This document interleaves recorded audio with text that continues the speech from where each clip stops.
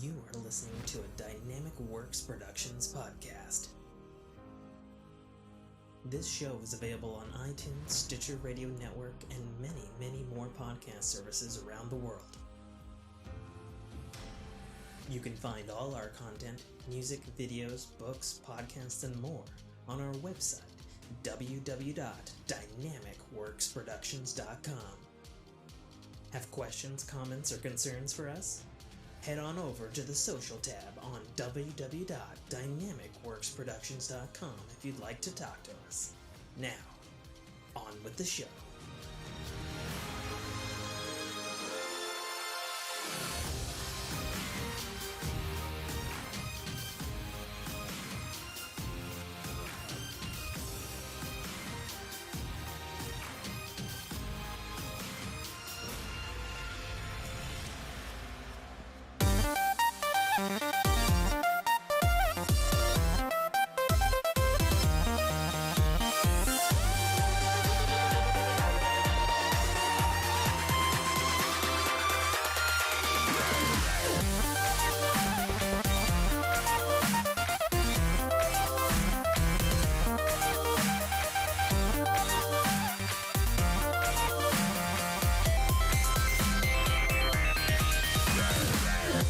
What's going on, everybody? Welcome back to another episode of the Fork in Your Ear podcast. I'm your host, as always, author, podcaster, gamer, and very frequent streamer, Tim K. Trotter.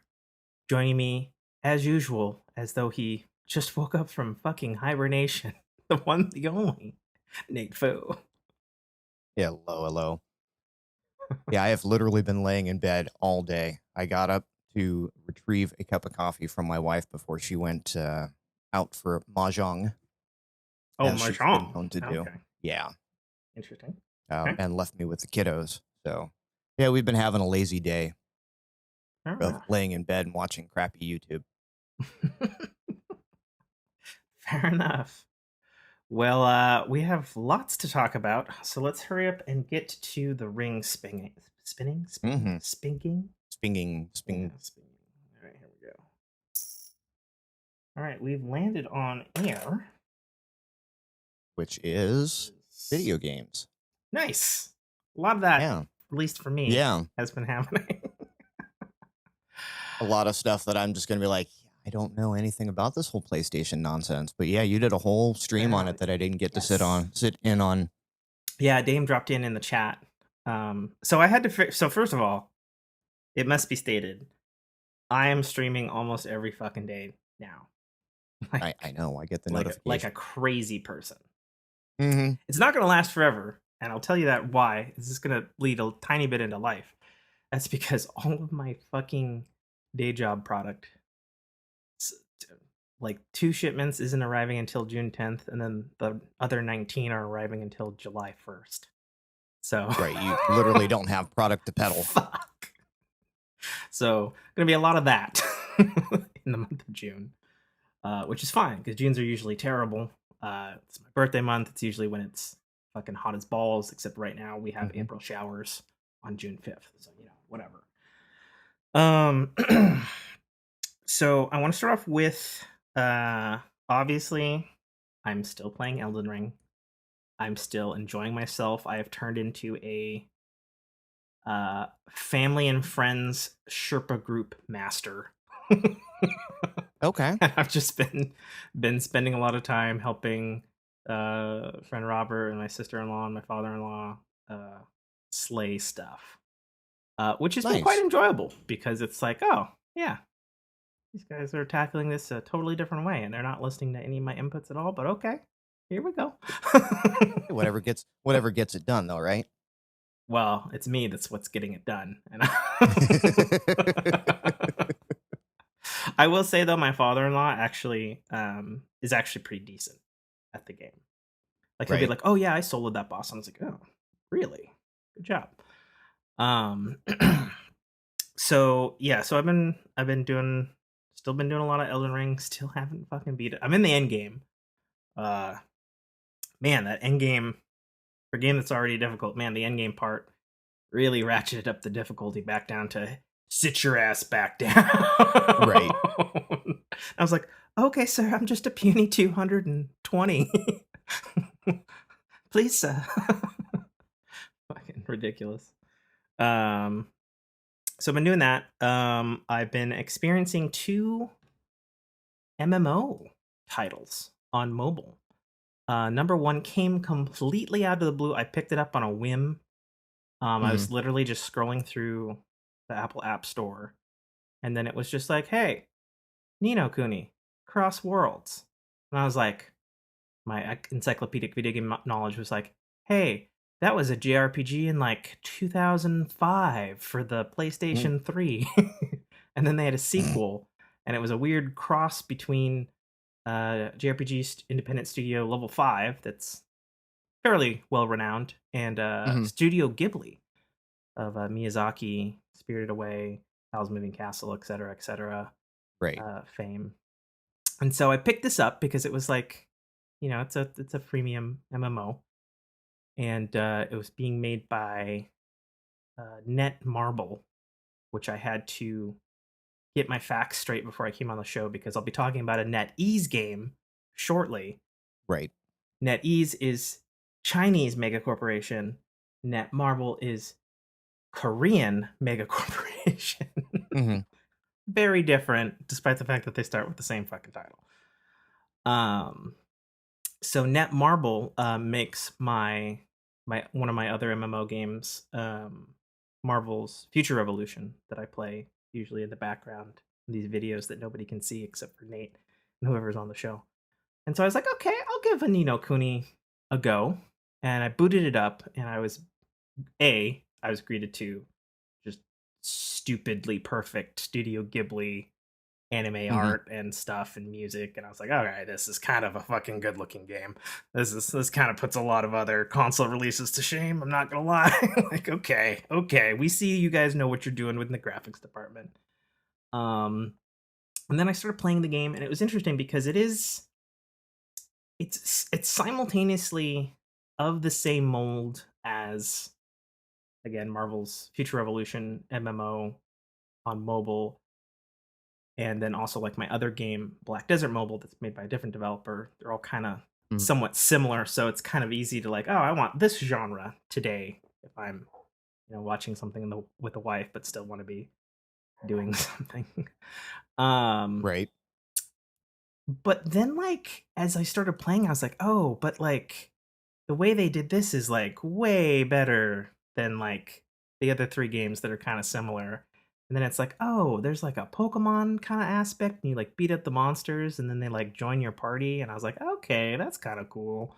And it's like, oh, and then there's like a breeding thing, and then it's like, oh, the story is not just go here, kill enemies, get quest reward, move on, some shit with like a magic tree and a fort. I don't know, Studio Ghibli shit, just up the Right. wazoo, and weird talking cats and whatever the fuck.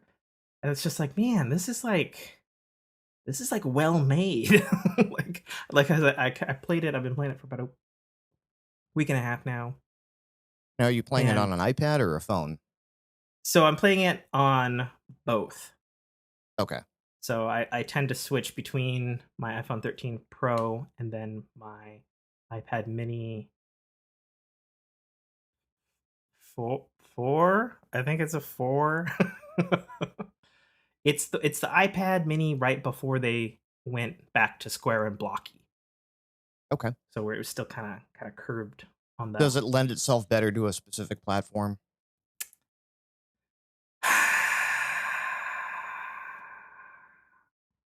So that's a complicated statement because on the one hand, my iPhone 13 Pro is very powerful in the gaming Hmm. department. My iPad is less so, but the screen ratios are different. And then this specific game, which is made using Unreal Engine 4, by the way, Hmm. um, is probably like the one of the best looking games I've seen on mobile, pretty hands down. Actually, just like with the art and this depth of field, and its worlds are not just. This would be a criticism aimed directly at its contemporary, made by the same studio, which is the Marvel game, which is like a big ass open world and it looks cool, but it's just a big Right. ass open world for no reason. Whereas Ni no Kuni, it's like, oh, this clearly was made by people who have level design, and there's like castles and fucking giant trees, and like you can go here and whatnot. And it's like a for lack of a better term, like a proper map, I guess, and that Okay. somebody gave a shit about designing rather than cool. Here's New York. Cool. Here's Midgard from Marvel. Cool. Here's the Dark Dimension. Like same Sure. worlds, Sure. different skins. Um, so I think it controls beautifully fine for a mobile MMO. Is it I've Yes, touch and go, or is there on screen joysticks? it's on screen, so joystick left with kind of a smattering of ability buttons in the right hand corner Gotcha. with the Okay. ability to toggle auto run to quest markers Okay. for convenience. And then this one also has auto attacks, but not until you reach like level 30. So it's like, all right, here's how you play the game. All right, we get that you can play the game. Here you go. And Right. then like a lot of these MMOs, it's like all right, you have to play the level or dungeon first yourself before you can get the auto grind button for this particular mission or zone. Um, so I'd say it obviously looks better on my iPhone 13 Pro, just because it has more graphical oomph. Sure. Um, and it is obviously designed to be adaptable, so it looks fine in iPad as well. So what I've been doing is like I'll have it set up in the background while I'm doing something else, and I'll have it running on my iPad. And then if I'm like on the can or have some time to kill at work or something, like I'll be playing it on my phone, or sometimes in bed, like on the phone. So that's been Okay. uh, the comfortness on that. But I liked it. I fell straight down the rabbit hole into love with it, and I dropped a few bucks on it. I was like, you know what, this is I've played a handful of these that are somewhat similar to each other, and this one is clearly on a different echelon that Hmm. had both perhaps more development budget or whatever in it. And what I didn't know was actually this is another scenario where it was already out a year in Japan. So it coming here in full voice acted English and stuff, it's like, okay, well, it's like they're at a year. They already like worked out all of the bugs that you could think of, tweaked all the different things that people would have complained about at launch. So this is just launching in a different language, you know. So I've been playing that. Highly recommend it. It's on iOS, uh, Android, and I believe it's actually also on PC, which is interesting Okay. because I didn't know that. Through Like which store? Epic, theirs. Steam. There. Okay. So Netmarble, I guess, has a launcher. I downloaded it. I didn't. Yeah, everybody and their fucking launchers. In fairness, it's an MMO. MMOs traditionally have their own launchers, so I'll allow it. But I Right. haven't actually tried it on PC yet. But I did download the launcher. Um, so we'll see. Revealing that at 11 or something. Um, then we're gonna juxtapose that directly to Diablo Immortal has launched Hmm. on iOS, Android, and for some reason open beta on PC. And I have played iPhone 13, iPad, and PC for it. So are you Diablo guy? Do you enjoy I those type am a of games? Diablo guy. Okay. I haven't played it, but my brother-in-law has gotten it, and so far as he's, I guess, middling about it. Mm. So for people's Diablo reference of me, play the original Diablo 1 on a fucking Power PC Hmm. laptop because it came pre-installed on it. Played Diablo 2 like a crazy person like everybody else back in the day. Then dropped off of it because that was also simultaneously where my first girlfriend was, and also where my first girlfriend broke up with me was in Diablo 2. So I passed on the Diablo 3 train, despite the fact that it's on every fucking platform under the sun, like Hmm. Doom. I'm aware of it. I've played it a handful of times, like at friends' houses and stuff. So I feel like I have a decent Diablo knowledge, even though I haven't really Sure. completed the most recent one, or most the numbered one, I guess I should say. So when Diablo Immortal came out, I've had my eye on it since it was announced because everybody was like, huh? Right. um It was and such a poorly timed and yeah, the bad press way to conference for announce that was anything. legendary, and everybody's like, Mhm. boo, and he's like, what, you guys don't have phones? And I was like, okay, that was bad. That bad PR Mhm. stuff. But it's been in closed beta for like the last year or something now, which is not terribly surprising given the fact that it's a Blizzard product. So it is thoroughly developed by proper Blizzard, but in Mhm. collaboration with NetEase Games. Both their titles are on the thing. NetEase is a Chinese corporation, so take that for what you Mm. will. You still log in with your proper BattleNet ID, like any Blizzard thing. So I loaded it up. I started on my iPhone. I wasn't. I literally didn't really have any expectations. I was like, okay, well, if it's kind of like these other MMOs that I play, because that is obviously the one big distinction for Diablo Immortal. It's not just a 4-player co-op thing. It is a Diablo MMO. Um, so I started playing it, and I gotta say, I fell immediately in love with it. Like I was like, holy shit, this game is polished. Like, even compared Right. to the Nino Kuni game and stuff, I was like, this feels like a Blizzard game. Right. 100%. No bullshit, no, like, Well, and that's it's a exactly what my Diablo brother had said about it. skinned. He says, "This is Diablo." Like Yes. I was expecting Diablo, and this is definitely Diablo.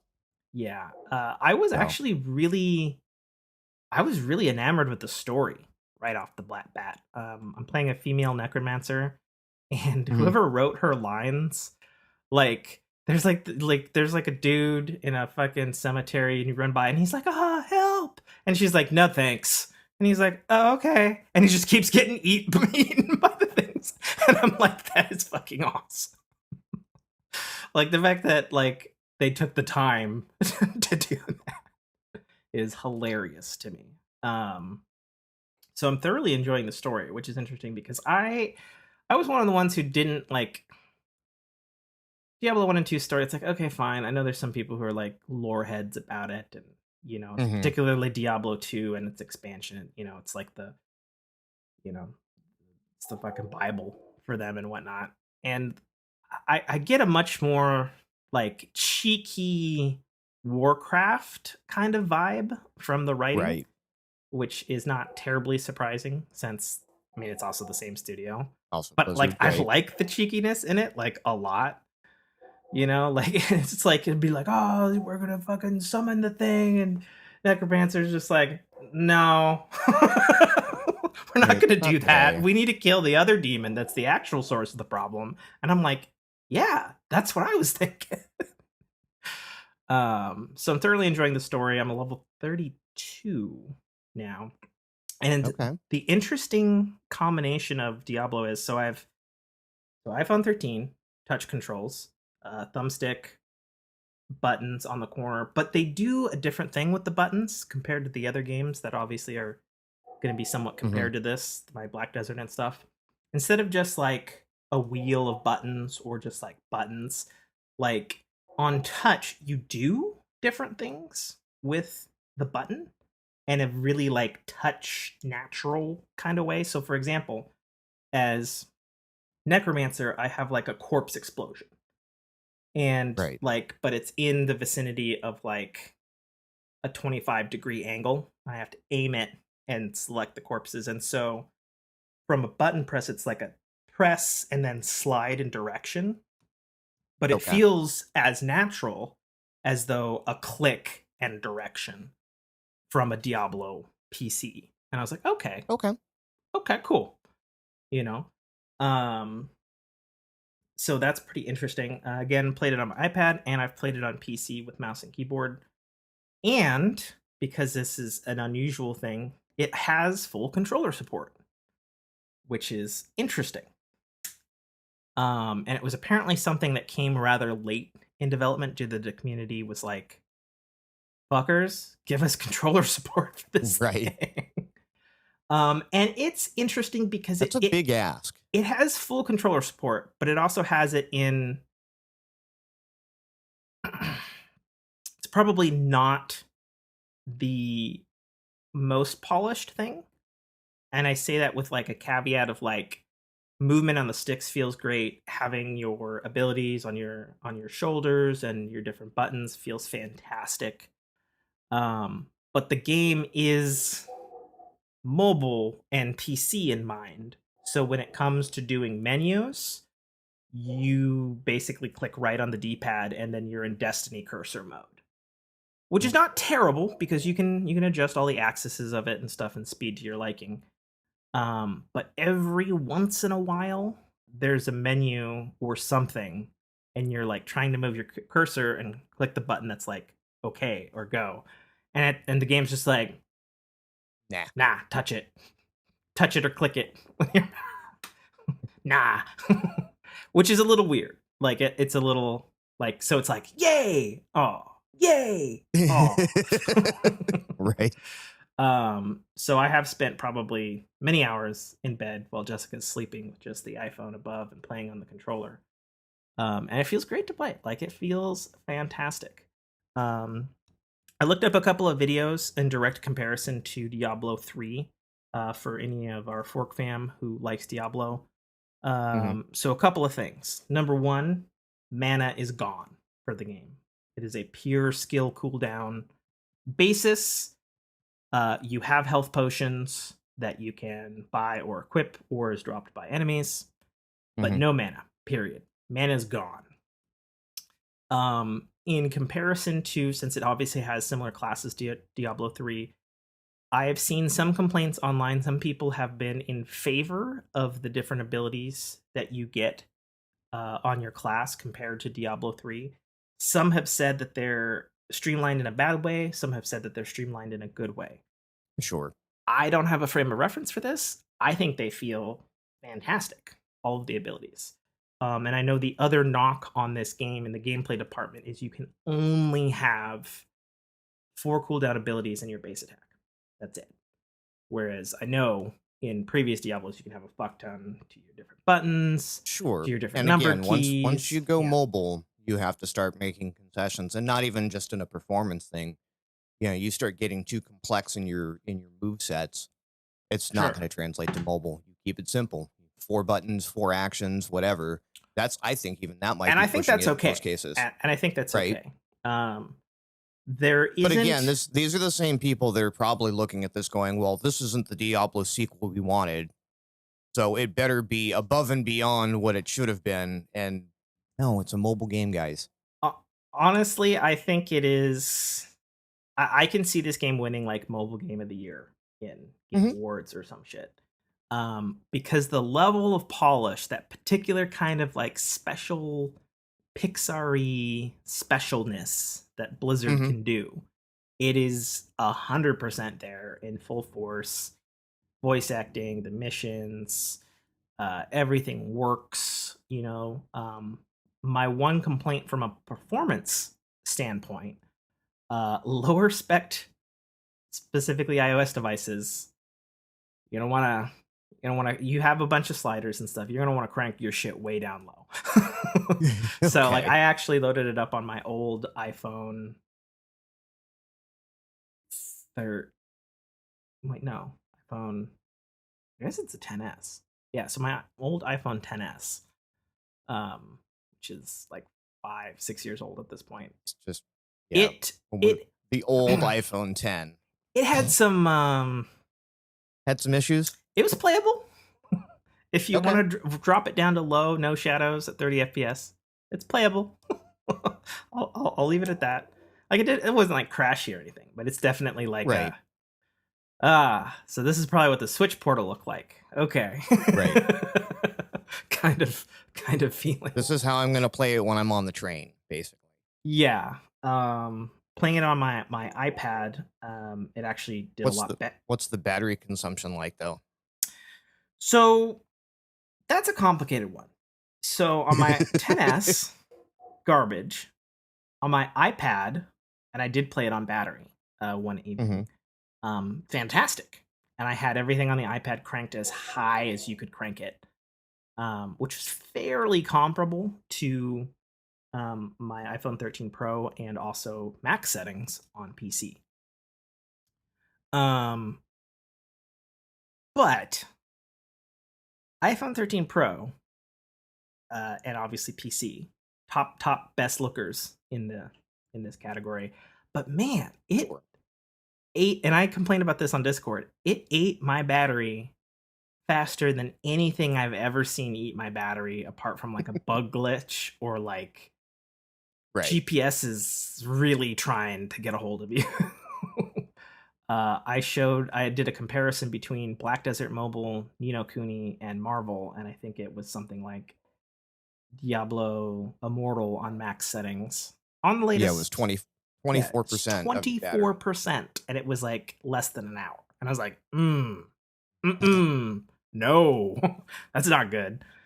Um, Whereas these other MMOs, which are, no slouches in the graphics department either, that was like 4% and 13% and like maybe 15. Um, so I don't know what that is exactly.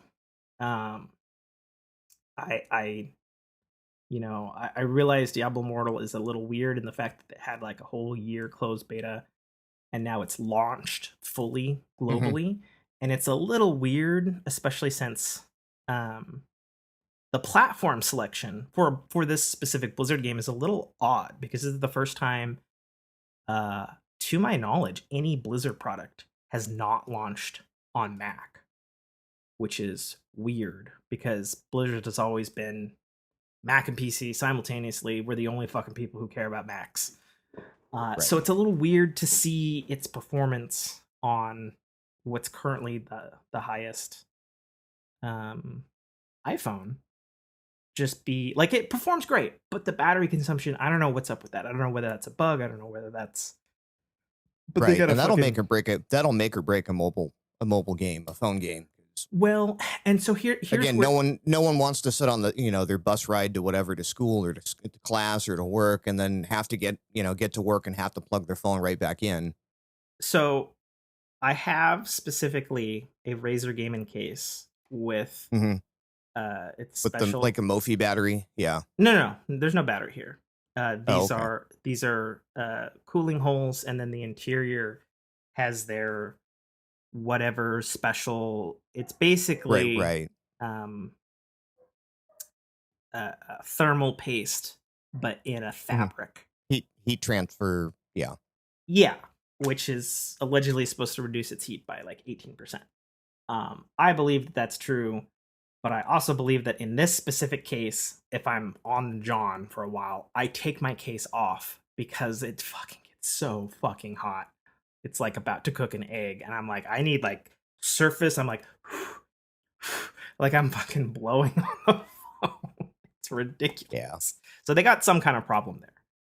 Um, they got something they got to fix there. Playing on PC, it has click movement and it has WASD movement. It played, it played like you would expect. You got your numbered keys for your stuff. You can click. Um, I think obviously probably from them they had to do a PC version or they were gonna get cut. They were Right. gonna get stabbed by the Diablo hardcore.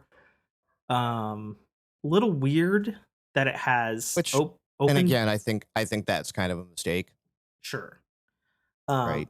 It's a little weird that it has open beta on the top, and like for whatever reason, and I have a beefy computer. Its loading when you launch in is a little chunky, and I'm like, this is a mobile game. This PC should be like, bam, right here, but it's Right. it's not. It's not. Yeah. uh-uh. And then something that's a little weird, and I'm sure they'll probably fix it. The shadows seem not as good on PC. Like you crank everything up to 11 and it's like the shadows are a little pixely. And I'm like, that seems It's weird. it's probably whatever wrapper it's in, so that it can run basically the mobile code.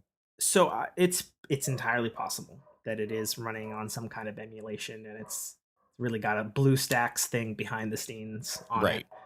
Right. I did a tiny bit of research. So my understanding, this was actually a bit of a bigger deal for Diablo because they built an engine for this product.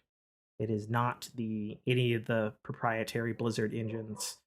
Mhm. It's called something Greek. I forget what it's called, but it is built in collaboration between Blizzard and stuff. And I would imagine they went with that probably because of the fact that it's on multiple mobile platforms and it is an MMO. You Mhm. know, unlike other Diablos where if you're in the same party, you'll run into them in the overworld. This you'll run into lots of people in the overworld, Okay. which can be a blessing and a curse. So I was doing some bounties. I was like, all right, go here, kill 4 dudes, get the items or whatever.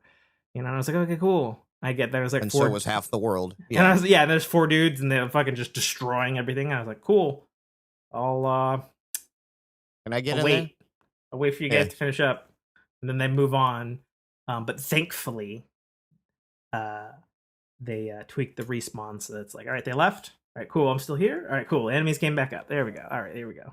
You know, it's not like you know, I always had this problem with Destiny. Actually, it's not like the Of the Destiny public problem where it's events like, and stuff. cool, blueberries came by, killed everybody. All right, I gotta wait. I gotta Right. wait till the next one. God damn it. You know, so thankfully they fixed that problem there. So I'm having a fantastic time. I was having such a fantastic time, like a fucking dildo.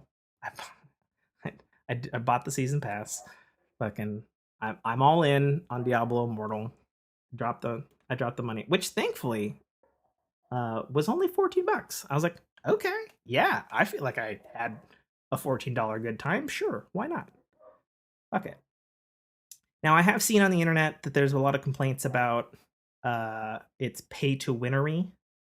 Okay. There is stuff that pops up, you know, like any of these mobile MMOs that I've played, but I will tell you, having played a lot of them, it is the least obnoxious and obtrusive, and I believe that it's probably the Diablo diehards going, meh.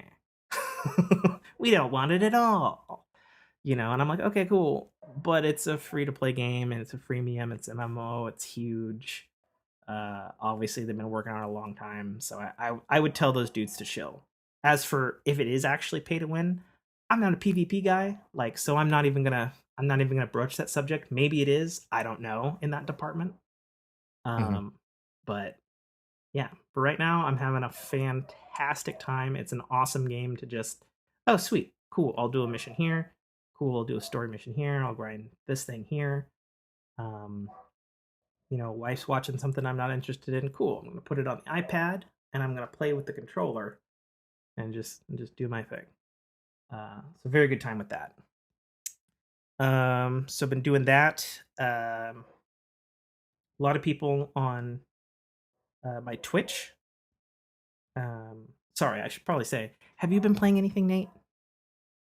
I have a little bit. Good. Just I'm glad. trying to find game space right now is just, oh, it's an absolute nightmare. Well, I'm telling Um, you, but a game like Diablo Immortal is right there, I man. I'm I'm not even keeping up on my Wordle streaks anymore. Like, that's right, and Bro, that game takes so literally 30 seconds. I think you need that as like a dad shirt in Right? in the thing. Like, Ask me bro, about my I'm not Wordle. keeping up on Yeah. my Wordle streak. Right. Like, that's how bad it's gotten. But yeah, no, I managed to pop on and do a little Microsoft Flight Simulator because I Oh, guess they just added the Top Gun expansion to it. yeah. Yeah. So I Um, downloaded that. I have not checked yeah, it out. and finally, like, the reason I wanted, Microsoft Flight Sim is so I could pop in a jet Yeah. and go blasting up the coast, and it's like, out of the box, Flight Simulator's like, yeah, you can take a Cessna or you can fly a jumbo. Yeah. You want to go fast, you're flying a jumbo, and I'm like, okay, are there any things in the marketplace? Sure, they're like, 20, $25 a pop. And I'm like, I don't know. Well, you know why, right? Yeah, I know exactly The why. licensing But for yeah. these fucking planes. They're So like, you now want to that crash there's it into a what now? I don't think so. yeah. So now there's a legit fighter plane in the set, and I'm like, yeah, okay, I gotta pop on and play this real quick, and blasted it up to Santa Barbara and Yeah. did a 180 and came back, and it didn't take me 6 days. That's so funny. I relate to that so hard because that was literally my experience. I think I probably talked about it last summer because it launched on Xbox. Hmm. I played some of the originals way back in the day Yeah. with the fucking like where you had like the 16-bit uh not odometer, altimeter with the Hmm. kind of 3D and Right. I fucked around with that like everybody else did. But yeah, no, that basically mirrors my experience from last summer when it launched on Xbox. Obviously, picked it up on Game Pass, and I was like, "Yeah, okay, Cessna, cool." 6 hours later, okay, I crashed. All right. Right. So the I Maverick crashed four DLC was miles cool. from my house. Yeah. Okay, so it was cool. All right, Yeah. So I I'm enjoyed that, and then yeah, I did pop in and do a little bit of the new Destiny story. okay, Haven't gotten a chance to play Rift. I'm hoping to before it goes away. Um, this weekend, basically, this reset. okay. So doing that again, and then yeah, playing what I can on the phone when I get a chance. I was kind of looking at. That's why I wanted to ask you about the battery consumption on Immortal. Yeah, and I've heard It some things on the Sam because you have a Samsung, right? correct, Yeah, so I've heard some things that if you have the Snapdragon chip, you're good. If you have an Exynos chip, you're not so good. right? I do not have an Exynos. I don't Okay, think. so then you should be good on Diablo Immortal then. As Yeah, for its I'm worried battery about how it's consumption, going to I couldn't tell scale. you. Yeah, I'm worried about how it's going to scale on the Fold because of its Oh, wacky, sure. wacky aspect ratio. Well, I feel like it would probably scale like it does on my iPad. On my iPhone 13 Pro, it's a very wide screen, so it's very much more like a computer monitor. Whereas Right. my iPad is not. It's much more of like the I don't know. But again, you've got known commodities in the Apple ecosystem, Sure, right?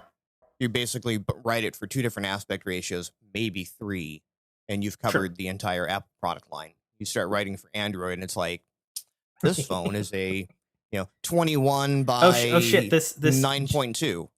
oh shit! This GUI isn't scaling properly because yours has a Right. weird notch in this particular, Right. or you got a dot, or Yep. whatever, or you got the curves, on the edge of the screen, yeah, Yeah.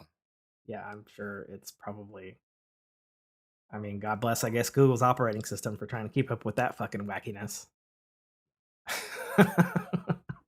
But yeah, Probably Microsoft. that's basically all the gaming I've been able to get in. We went out of town. What was it? Last weekend. Went up Okay.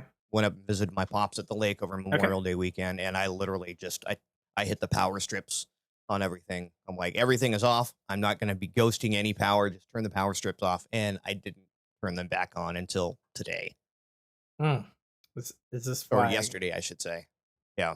very dark in the Nate Fu cave there? Oh no, it's just usually we record at night, so I have all the lights on. That is true. I've got the I You're got the not wrong. sun coming in. Yeah. You're not wrong. I'm enjoying some nature. Fair enough. Fair enough. Yeah.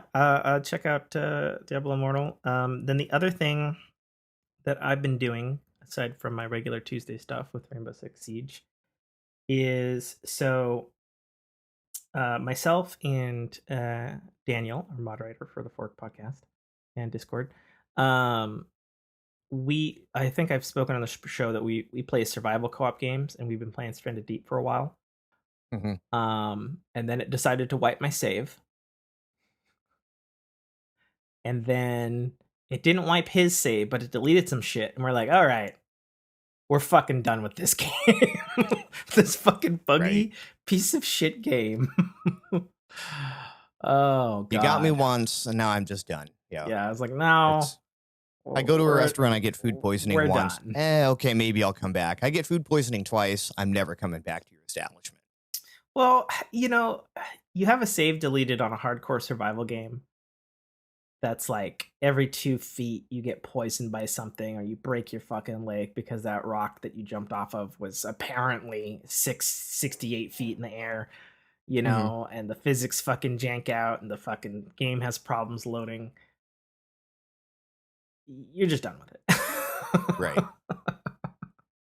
I actually had a Twitch viewer who was enjoying the ridiculous shenanigans on Stranded Deep ask because we are now playing a new survival game called The Forest, um, which takes place in a forest, plane crashed, Lost I style. would hope so. It's called The Forest. It takes place on a beach.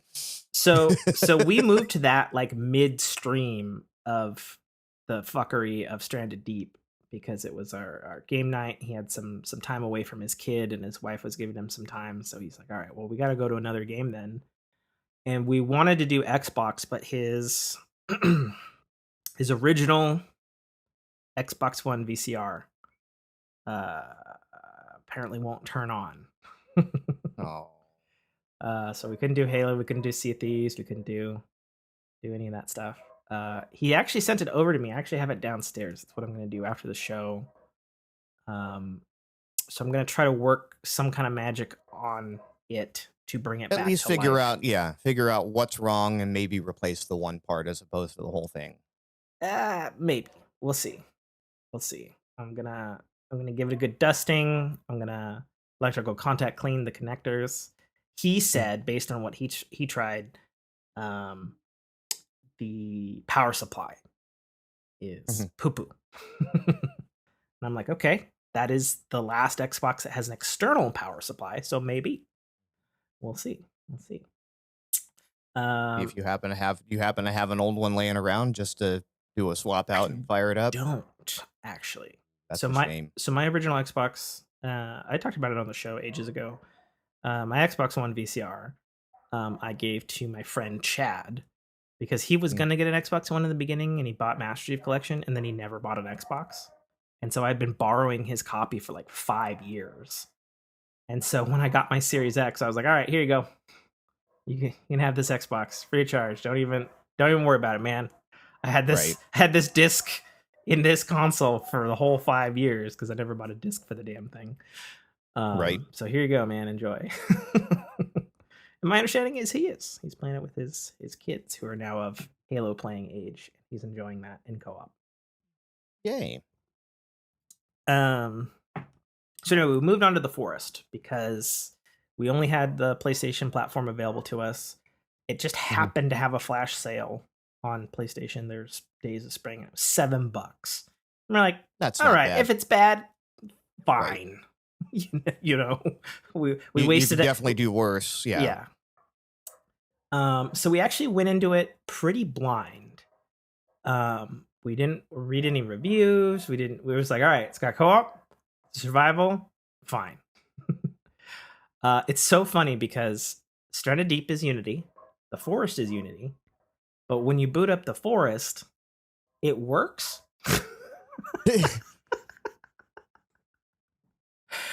and looks and runs like a proper video game with a proper frame rate, with proper Mhm. balancing. Right. Turns out the game is very old. It's like 5 years old on PC. Came out 2 years ago on PlayStation. Mhm. So it's like super polished, super feature complete, all that jazz. Um, but it's just so hilarious to like go from what should really have a permanent, seared into its flesh. Uh, um, what's the word I'm looking for? Open access, Stranded Deep, Mhm. built on the same engine. To this game looks like it was made by people. Right. I must say its graphics are actually pretty stellar. Apparently, the team is all like ex CGI people. and so they're like used to making things look good. And this game actually looks really fucking good for a Unity game. Um, Runs good, has lots of crafting options and stuff. Has cannibals in it, so instead of you're fighting the ocean, you're fighting just freaky fucking cannibals, and the dog is going fucking crazy at my neighbors. I don't know. You can probably hear that. Oh yeah. Hopefully the edit cuts most of that out. I'm a little worried. I can see it on the meter. Some of those are going to come through, despite my Yeah, sound they for. usually do. I've gotten I don't know. it's part of the ambiance now of the Dogs in Your Ear podcast. Yeah, Lord help me when I start having mini me's, I guess. Yeah. I don't know if you've heard mine at all. Oh, I have. Okay. Oh yeah. Usually I keep the door closed. I can't. Yeah. Speaking of which. So it's funny. So me and Daniel have been doing the forest. There's a clip on Twitch that is hilarious in retrospect of our adventures. But at the time had me screaming at the top of my lungs at him. So you crash in a plane, you land in a forest, you don't have fucking anything. You have cold meter, you have stamina meter, you have a hungry meter, and you have a health meter. So you gotta manage all that shit like any survival game. It's first person. And like I must applaud the game's sound designer.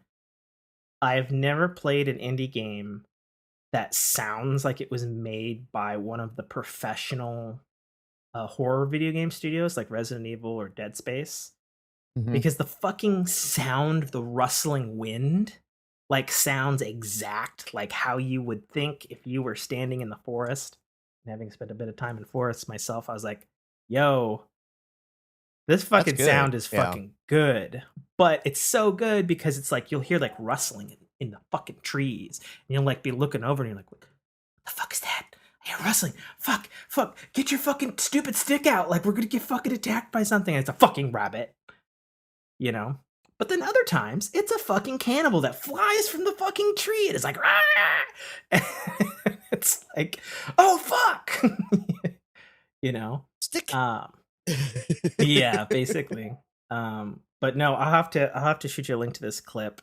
I had just chopped down a bunch of trees and built a log cabin to protect us. And it's the middle of the night. We're like deforesting this area that we were in. And it's somewhat funny because in Stranded Deep, I was the hunter-gatherer, and then he was like the builder. And now our roles have like reversed in this game. Like I'm building all the stuff, like making all the things, and he's like trying to be the hunter-gatherer. And it wasn't like any kind of like, okay, role reversal flip. It's just how it turned out. And like it's the middle of the night. You have like a Bic lighter for your lighting in this dark forest. And this is the darkest fucking video game I've ever fucking played, to the point where like I have to turn the darkness slider all the way up during nighttime because it's that fucking dark of a game. See, it's on render costs. I mean, the problem is the game looks good, so it's like the render costs, however they budgeted beautifully. And there's a scene where we're near the plane, and I've built this cabin to the right of the plane, and he's like chopping down a tree, and it's got like all like tree physics and stuff. So you chop it down, and the way you're chopping it, like that's the way the tree falls. And the tree like comes down. I'm standing away, and I was like, it doesn't look like you're cutting that the right way. And he's like, no, I'm good. And he chops the tree, and the tree like falls all the way through the plane, because I guess it ignores that as geometry, hits the cabin that I just built, and the cabin fucking explodes. Like literally explodes. And if you think that's funny, I got a clip to show you, man. And I'm like, Daniel! What the fuck? You know, I spent like 3 hours building this fucking thing, because that's what you do in a survival game. And he's like, no fucking way. No fucking way it clipped through the plane and blew up the fucking... Oh, it did. Like, yeah. God damn it. Oh, it did. And then at that exact moment, then we start getting attacked by cannibals. Right. Because why not? So there's all kind of shenanigans going on that I encourage you guys to check out. on my Twitch for that. We've been streaming that game Tuesdays and Saturday nights, and occasionally elsewhere throughout the week as well. But it's Give a me really just good. a sec. I gotta go Oh, check on the kid real quick. sure, go for it. I'll Sure. vamp for a second. So The Forest. I encourage people to check it out. It's unfortunately not on Xbox, and I kind of wish it was. But it's been out on PC for a while. And Sons of the Forest, a direct sequel to The Forest, was announced last year. It's coming out in May of this year. I don't actually know if it's out yet, so let me check. Sons of the Forest release date says October 2022. And it said that May was overly ambitious, so that is what's coming out. Sons of the Forest.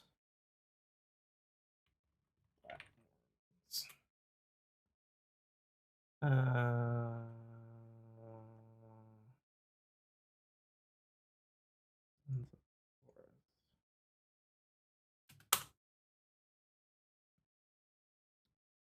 Come on.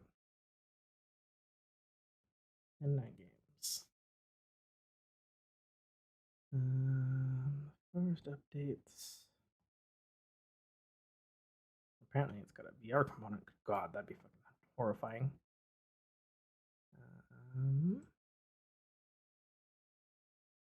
Obi KB. are you back? Yes. Cool. I was just stating, because the game's been out for so long, the sequel, Sons of the Forest, is slated to release this October.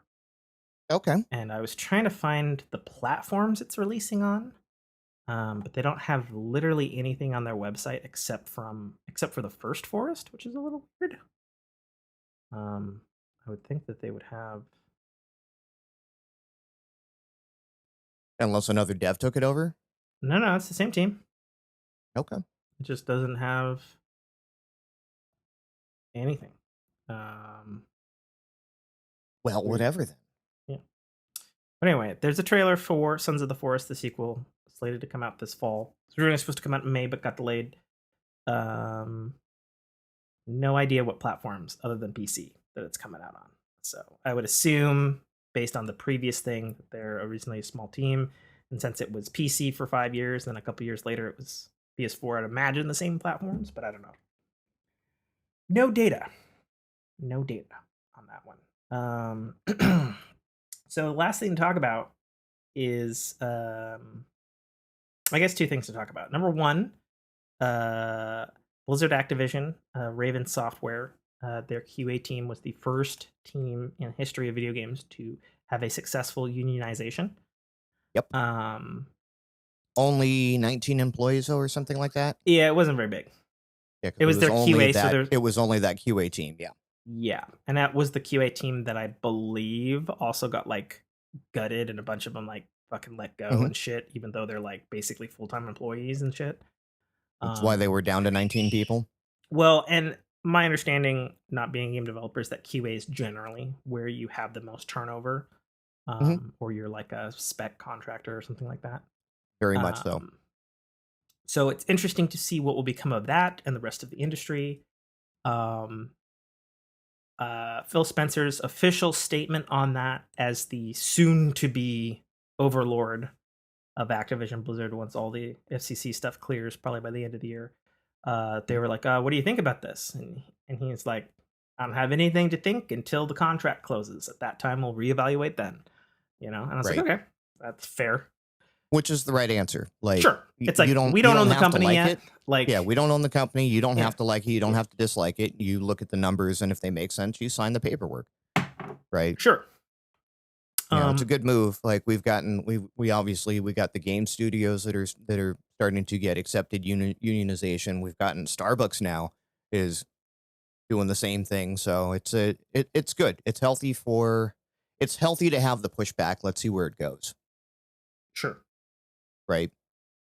I think the only other thing that I could say about that is, and I've not looked into it, is has there been, in the scenario where Microsoft does own Activision Blizzard, has there been unions in Microsoft before? I don't think so. I don't think so. Yeah. So who's to Yeah, say? Who's to say? could be very, very interesting. Um, so I did a little thing with video games this week that I'd never done before. I had actually attempted it once last year, but it didn't work right. I didn't have any of the right equipment, and now I do. So I did live reaction live streams to both the gameplay reveal of Sonic Mhm. Frontiers and Sony's State of Play for June 3rd. Right. Um, I'll talk a little bit about the Sonic thing. Number one, um, a lot of the internet is like, this game is so bewildering. Because it's an open world Sonic game and it looks. You need to give your kid goldfish. I'm guessing that's the goldfish logo. I heard children. Wang, you've muted the mic. Yeah, whole grain. Yeah. Feed them all those gluten things. See how they are when they're an adult. Dying of it.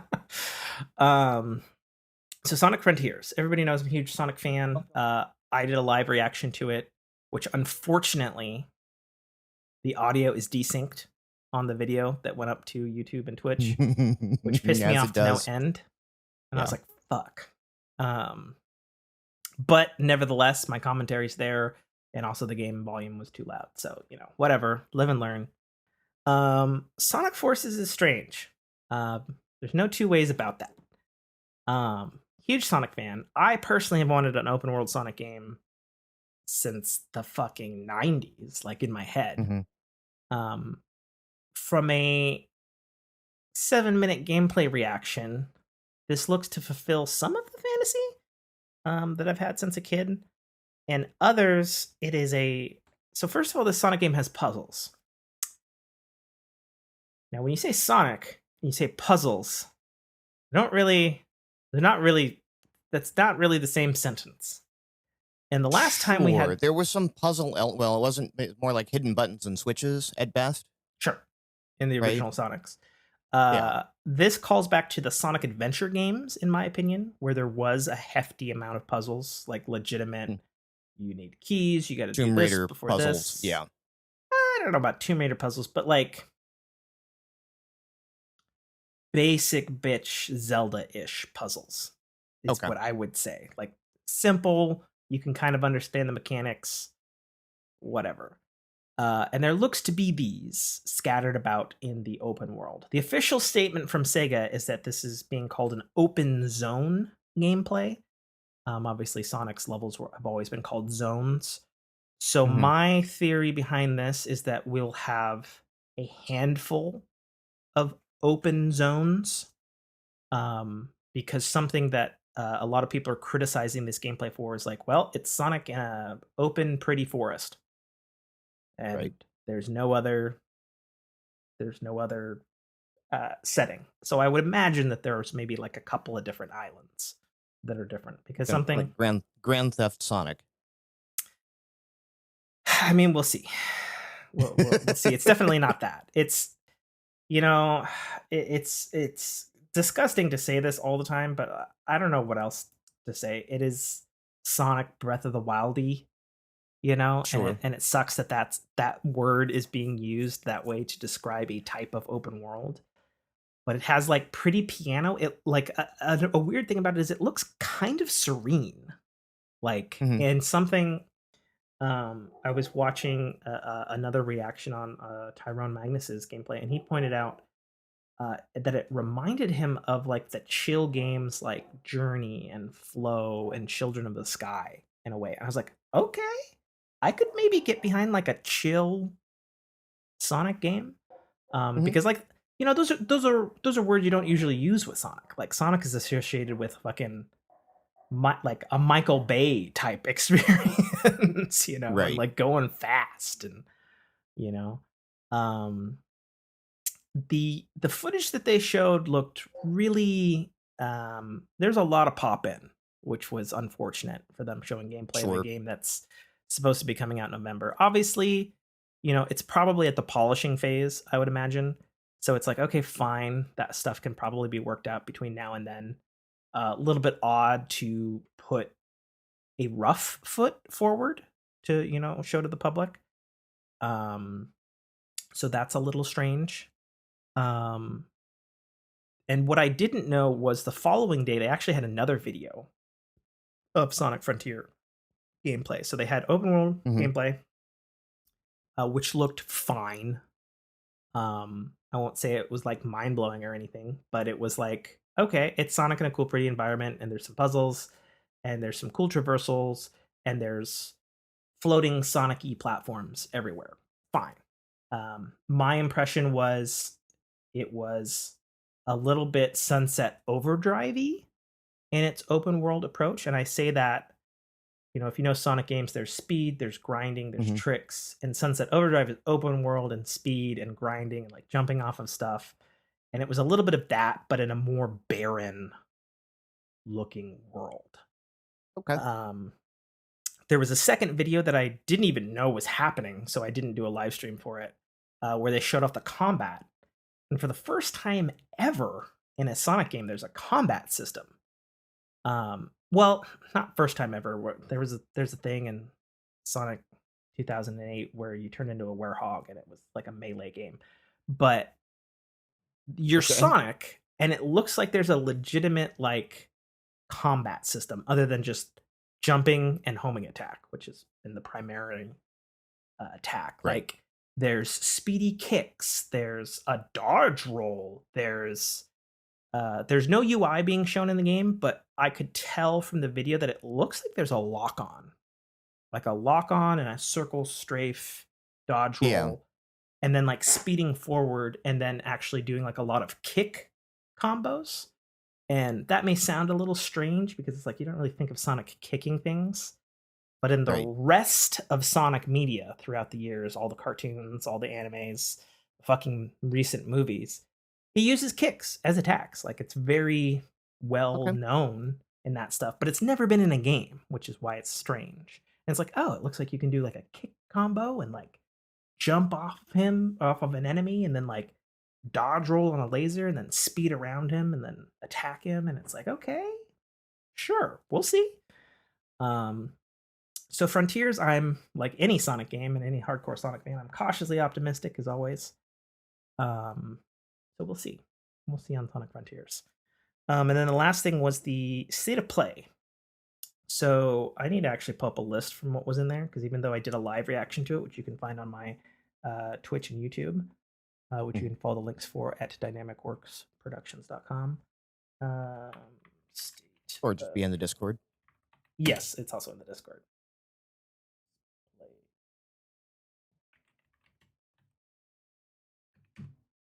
All right, so the full list of state of plays. Go to GameStop here first. So they opened. So it was a 30-minute Nintendo Direct style press conference that PlayStation's Hmm. been doing for a while, because it seems like there's not going to be any PlayStation announcements for the rest of June, which is interesting because June 12th is the big Xbox and Bethesda Games showcase. Bethesda. Yeah. Yes, I know. Fine. Hit the hammer. That's fine. um, it was interesting. So there wasn't a single like new Sony made game here that was like revealed, quote unquote. The only Sony Right. thing they had was Horizon Call of the Mountain, which is a PSVR 2 exclusive launch title set in the Horizon world. And they showed that off, but it had already been previously announced, so it wasn't like a huge like, oh cool, look at this wild Hmm. thing. They showed gameplay. It looks really interesting from a VR game standpoint, um, which is further weird to say about a VR game on a VR system that we don't have yet, and we're showing gameplay for it. There's no announcement of when this set is coming out. And given the fact that you can't even fucking buy a PlayStation 5 online right now, like it's Right. a little perplexing as to why they're showing PSVR 2 gameplay. Little strange, but you know, whatever. The big one, they kicked off the state of play with guitars and like black screen and the letter R, and we're like, oh, it's gonna be the second Last of Us remake because everybody and their dog has leaked that. And then, surprise, it was the Resident Evil 4 remake, and they had a trailer for that Hmm. launching March of 2023. And that is going to be a real interesting one, not only because the Resident Evil remakes so far have been extremely good, but because everybody and their mother has played Resident Evil 4, and the impetus is really on Capcom to deliver the best remake they've ever done, because it's like the most popular Resident Evil game ever made by Right. far. It's been ported to like, it is up there with Doom, man. It's on all the VR headsets. They've been mobile versions. It's on every platform. Like, it is an insanely specific game in video game history that many games copied afterward. Gears of War famously copied the design of Resident Evil 4, and it's kind of a big deal that it's coming back around to 4. Obviously, this was the Hmm. next one since they remade 1, 2, and 3, so 4 was obviously next. Um, so it's gonna be interesting to see how respectful they are of that game. Right. Um, Huge win for the PC crowd.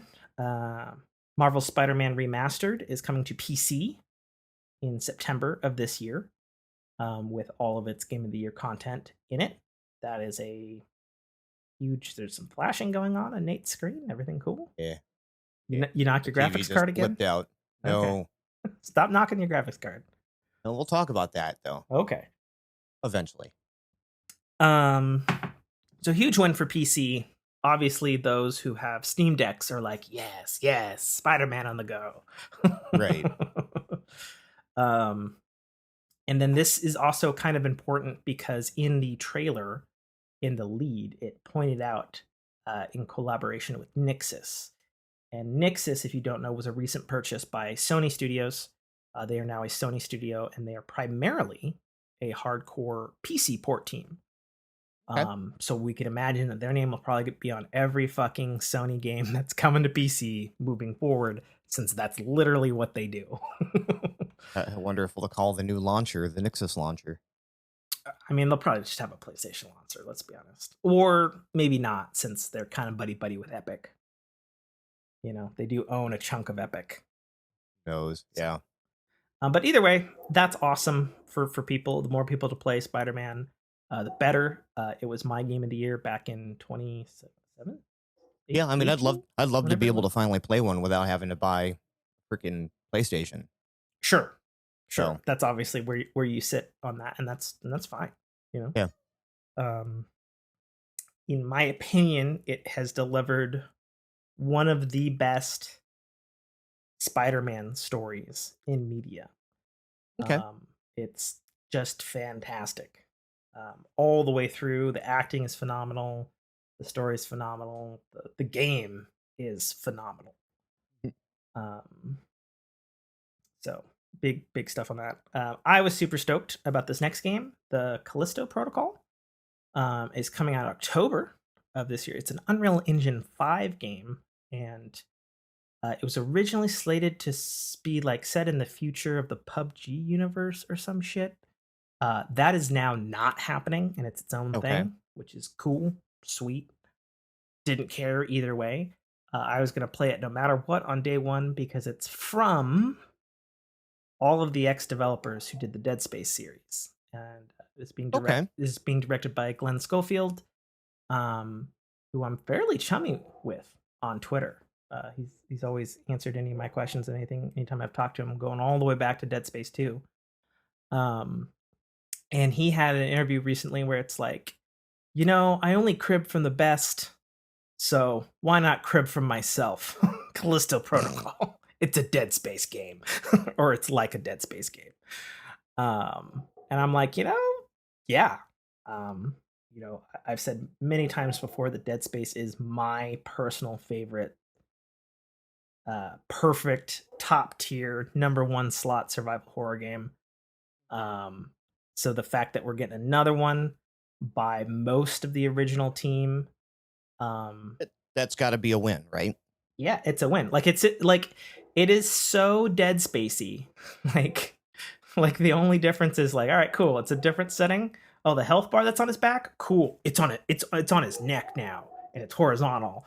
All right, Okay. all right, cool. We got these monsters here. Okay, this is kind of like that monster from Dead Space. Okay, cool. It looks a little different. You know, instead of being set on a derelict space freighter or space station, this one's set on a derelict prison colony on a moon. Right. And it's like, okay, yeah, I don't care. I'm gonna play it. Um, you know, I think the only thing that could suck is if this team, he couldn't rally between the original developers and then whoever new talent he got for this new team, that they couldn't cohese Hmm. into a full game. But I think the fact that it's launching this fall, is shows that it's done, and they're probably in a polish phase, and he was ex EA, so I'm sure he's very used to very short deadlines. Sure. Or tons So, of crunch, or yeah. and given the fact that they clearly it was on Unreal Engine 4, they moved it to Unreal Engine 5, and the fact that it seems like 5 is fucking ready to fucking kick some ass, Yeah. it's going to be really interesting, especially because it's going to be on PC, all the Xboxes, PlayStation 4 and 5. And it's gonna be interesting to see how that works on all the platforms, especially because we haven't really seen Unreal Engine 5 on older consoles. So, Sure. supposedly it's super backwards compatible, but I've not seen any Digital Foundry or any game that supports that statement. So Right. we'll see how it I mean, runs. it's supposed to be super scalable. It's just a Yeah, matter of it is. what the overhead on that is. Well, I mean, it's supposed to be very small because Unreal Engine Yeah. 5 is supposed to go all the way to the highest end PC to all the way down to mobile. So we'll see, we'll see. But either way, I'm super excited. The trailer for it, it was revealed last year in a CGI trailer, and it's like, okay, fine, whatever. But this was a full gameplay trailer, and it's like, it's a fucking Dead Space game without Hmm. the name, or just enough to avoid copyright. Right. So yeah, I'm looking forward to that one intensely. October, perfect for horror. I'm all about that life once it comes out. So they showed Street Fighter 6, and this weirded so many people out. Do you know why it weirded so many people out, Nate? Hmm. So you know what Street Fighter is. Yes. Yeah, but I bet you don't think of Street Fighter as an open world story based fighting people in the city type game, right? No, that's Double Dragon. Cool. Well, Street Fighter 6 is doing that. Okay. They're back So with a the Double Dragon, or what was the other one? What was the actual Capcom one? So they've actually pulled characters into Street Fighter with. See, you're thinking of a side scrolling beat 'em up, right? Ish, yeah. I don't. So Streets of Rage was Sega. Who was Double Dragon? Was Double Dragon Capcom? Maybe. I Googled real fast. Yeah. That's it. Neither here or there. But yeah, so they're basically doing a what, open world So, brawler? so when I was watching it and its gameplay, um, it's a Shenmue type game. So I'm I say that with respect because Shenmue, which was made by the Virtual Fighter team, and Virtual Fighter was, playing the trailer now so I can get an idea what you're yeah. talking about here. So it looks like open world story, and then when you go to fight somebody, it goes into proper, camera pans out, and you're in a 2D fighting plane, but in 3D, Huh. fighting each So, other. Final Fantasy ish. Uh, Wander around I guess. into a fight. Oh, Double Dragon is SNK, by the way. Okay. So Snick. yeah, something like that. So yeah, so they're doing something different. I must shout out the comment that Damien made in the Twitch chat. He's like, "Oh my god, Street Fighter! They've given it a 2K story mode from like one of the NBA games," and I'm like, "Yeah, that actually okay, perfect. Yep, hit the nail on the head right there, Dame." So yeah, you see what I mean there. Generic fighter.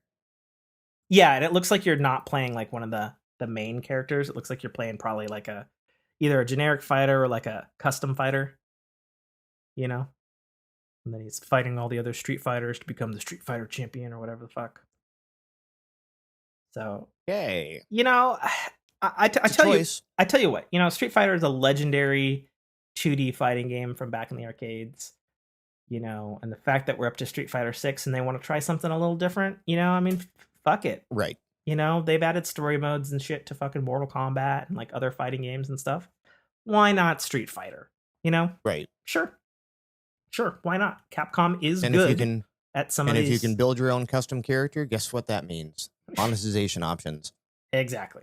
Exactly. So they showed this other game, which I gotta say looks kind of awesome. Called Roller Drome. Kind of a Mhm. weird title. It's got this weird abstract comic book art style, and it is Max Payne on roller skates meets Tony Hawk, uh, and multiplayer, and a little bit of Jet Set Radio with like wacky skate moves or something. And I say Max Payne because it's got fucking bullet time as you're doing a fucking half pipe and Right. shooting, and it's like, okay, I don't hate this particular cauldron blend of elements. You know, as to if it's any good to be worth anybody's time, who's to say? You know, but yep, there's that. It's supposed to be coming out soon. Oh, August 16th for PS4 and PS5. That's a thing. And then they ended with one of the big kahunas, Final Fantasy 16. Now, if you watch my reaction to this, I've Mhm. openly stated I have not cared about Final Fantasy 16. They're going back to this like Dungeons and Dragons, swords and sorcery looking like type aesthetic for Final Fantasy. And I understand that's where it started. The first Final Fantasy Mm. 1 through 5. I understand that's where it started. That's not what I show up to Final Fantasy for. Like I want whack ass weird steampunk or future or like I want all that weird shit. You know, Right. like ultra Japanese stuff. You know, because that's what makes it Final Fantasy to me. Mhm. So going into this trailer, I was like, okay, well, they're gonna show me some more fucking kings and sorcery and shit. But they showed off the combat system, and the combat system looks very Final Fantasy in an interesting way. And I heard, interestingly, that they didn't say this in the trailer, but apparently they scalped the combat designer from the Devil May Cry series from Capcom, and he's doing the combat for this Final Fantasy. And Okay. this Final Fantasy combat looks real time with tactics, Mhm. but also looks fucking bonkers. Like just all kinds of shit happening on screen. Perhaps in the best way. We'll see. What threw me for a loop though was it looked like they had these giant you know, they list them off in the trailer, you know, Shiva and Baymont and stuff like that, which are Right, like the summons. which are Yeah. like the main de facto. These summons are in every Final Fantasy, you Mhm. know, and they usually have some point in the plot in every Final Fantasy. But these are like giant kaiju versions, but then it showed Yeah. them with like going back to Street Fighter, like health bars at the top of the screen and left and right. Like, is this a fucking 2D fighter game all of a sudden? Like, what the fuck is happening in this game? Yeah, I was noticing even in like the boss fights, you get this side by side health bar. Yeah. And I'm like, okay, maybe we'll see. So I think the most interesting thing is that a couple of things. One, it shows at the start of the trailer, big old title that it says Square Enix Business Unit, I believe number 3 Mhm. at the start, and that's a big deal because Business Unit number 3 is like super shit on within Square Enix, but they're shit on because they were the ones who finished and got Final Fantasy 15 out the door. Mhm. Because it had been in development for fucking 12 years. And we're like, okay, we have to give this to a team that actually finishes fucking products. And they did. And Final Fantasy 15 was one of the best times that I've had with a Final Fantasy, like a numbered one, that's not a goddamn remake. And so the fact that their name is front and center, like, hey, this is our fucking project. Like, Right. we actually ship games. It's cool, guys. Like, don't freak out. But understandably, and Dame was in the Twitch chat when I was reacting to this, and he's like, I'm calling it right now, it's delayed to next year. Sure enough, it's delayed to next year. But that's honestly, if you're a Final Fantasy fan, it doesn't fucking mean anything. It's gonna be ready when it's ready, and it's probably gonna be very good. Because so far, a main proper numbered Final Fantasy, like, they haven't like truly sucked. So we'll see. There was a little bit of debate online because nobody knows what game engine this game is using. Because all of Square Enix's stuff has transitioned to Unreal Engine, and people are like, this development started a long time ago. Is this using like Final Fantasy 15's engine that notoriously had a lot of problems, or like, whose fucking engine are they using? Because it looks gorgeous. It looks fantastic graphically. But anyway, that's one to watch. And then the other quick bits, Final Fantasy 8 Resident Evil 8, also known as Resident Evil Village, is getting a PlayStation VR component for PSVR 2. Right. Which is not surprising considering it's on the same engine that Resident Evil 7 was on, and it was fully VR compliant. Right. As Nate can see, my PSVR is actually back there, hooked up for the first time in a while. It is coming to PSVR 2, so that is noted. Oh, as he holds up his MetaQuest. Okay. I was wondering which name you're going to call it. Another big deal for PlayStation, Tunic. One of my votes for Game of the Year already, is coming to PlayStation 4 and PlayStation 5 in September. Highly encourage all the PlayStation fans out there who didn't get a chance to play Tunic either on PC, Mac, or Xbox. Go fucking play Tunic. Even Dame played it, and he's like, bro, it's up there. It's on my Game of the Year list too, man. It's fucking incredible. And you've played a bit of it now, right, Nate? Yes. Yeah, stick, right? A stick. Yeah. So Tunic's coming. Couldn't be happier. My guess is that it's a port. And I say that because the Xbox version is actually a port of the Mac version, which is really interesting that this game was made in Unity on Mac and then was ported to other platforms. Interesting. Yeah. You don't usually see that. But it was also made by one dude. Everybody. Right. One dude. So of course it was probably ported to other platforms by another team. So yeah, grab Tunic. It's worth whatever the fuck they charge you. If they charge you $70, fucking go for it. Yeah.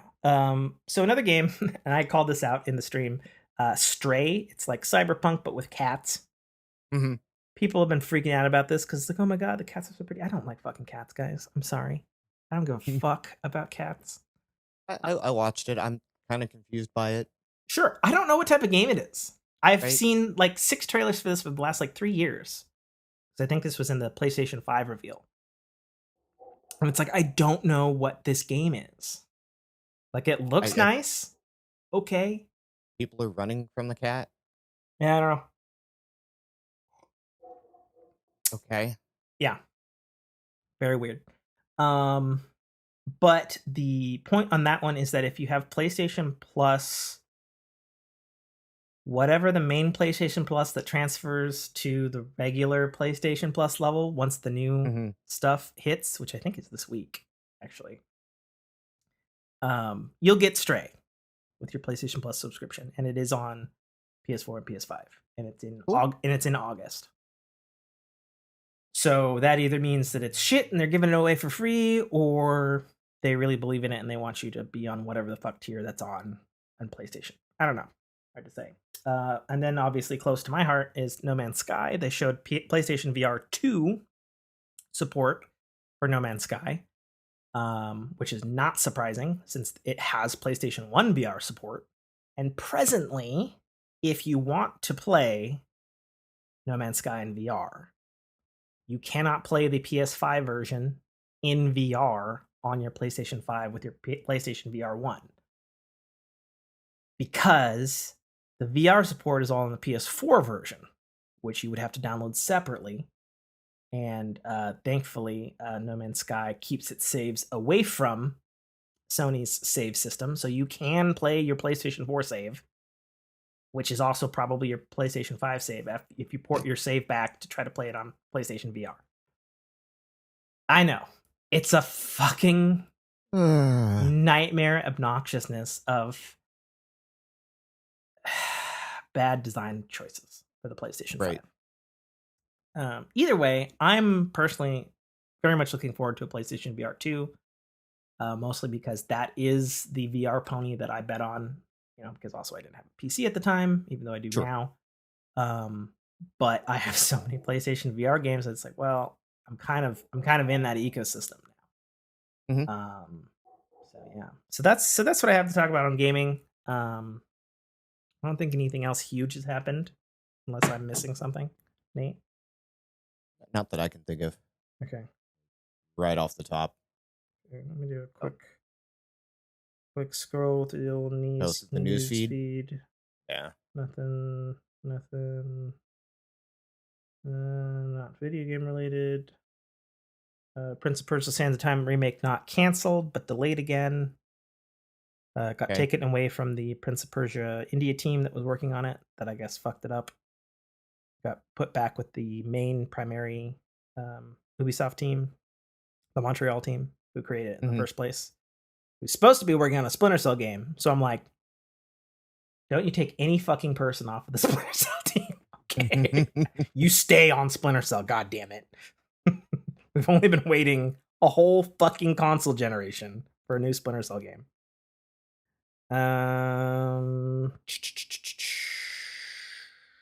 Yeah, I don't see anything really compelling. There in was the news feed there. Sega did announce a Sega Genesis Mini 2 with 50 more different video games, including Sega CD games. That's a thing if you want to pick it up. I guess first party emulation is better than pirating.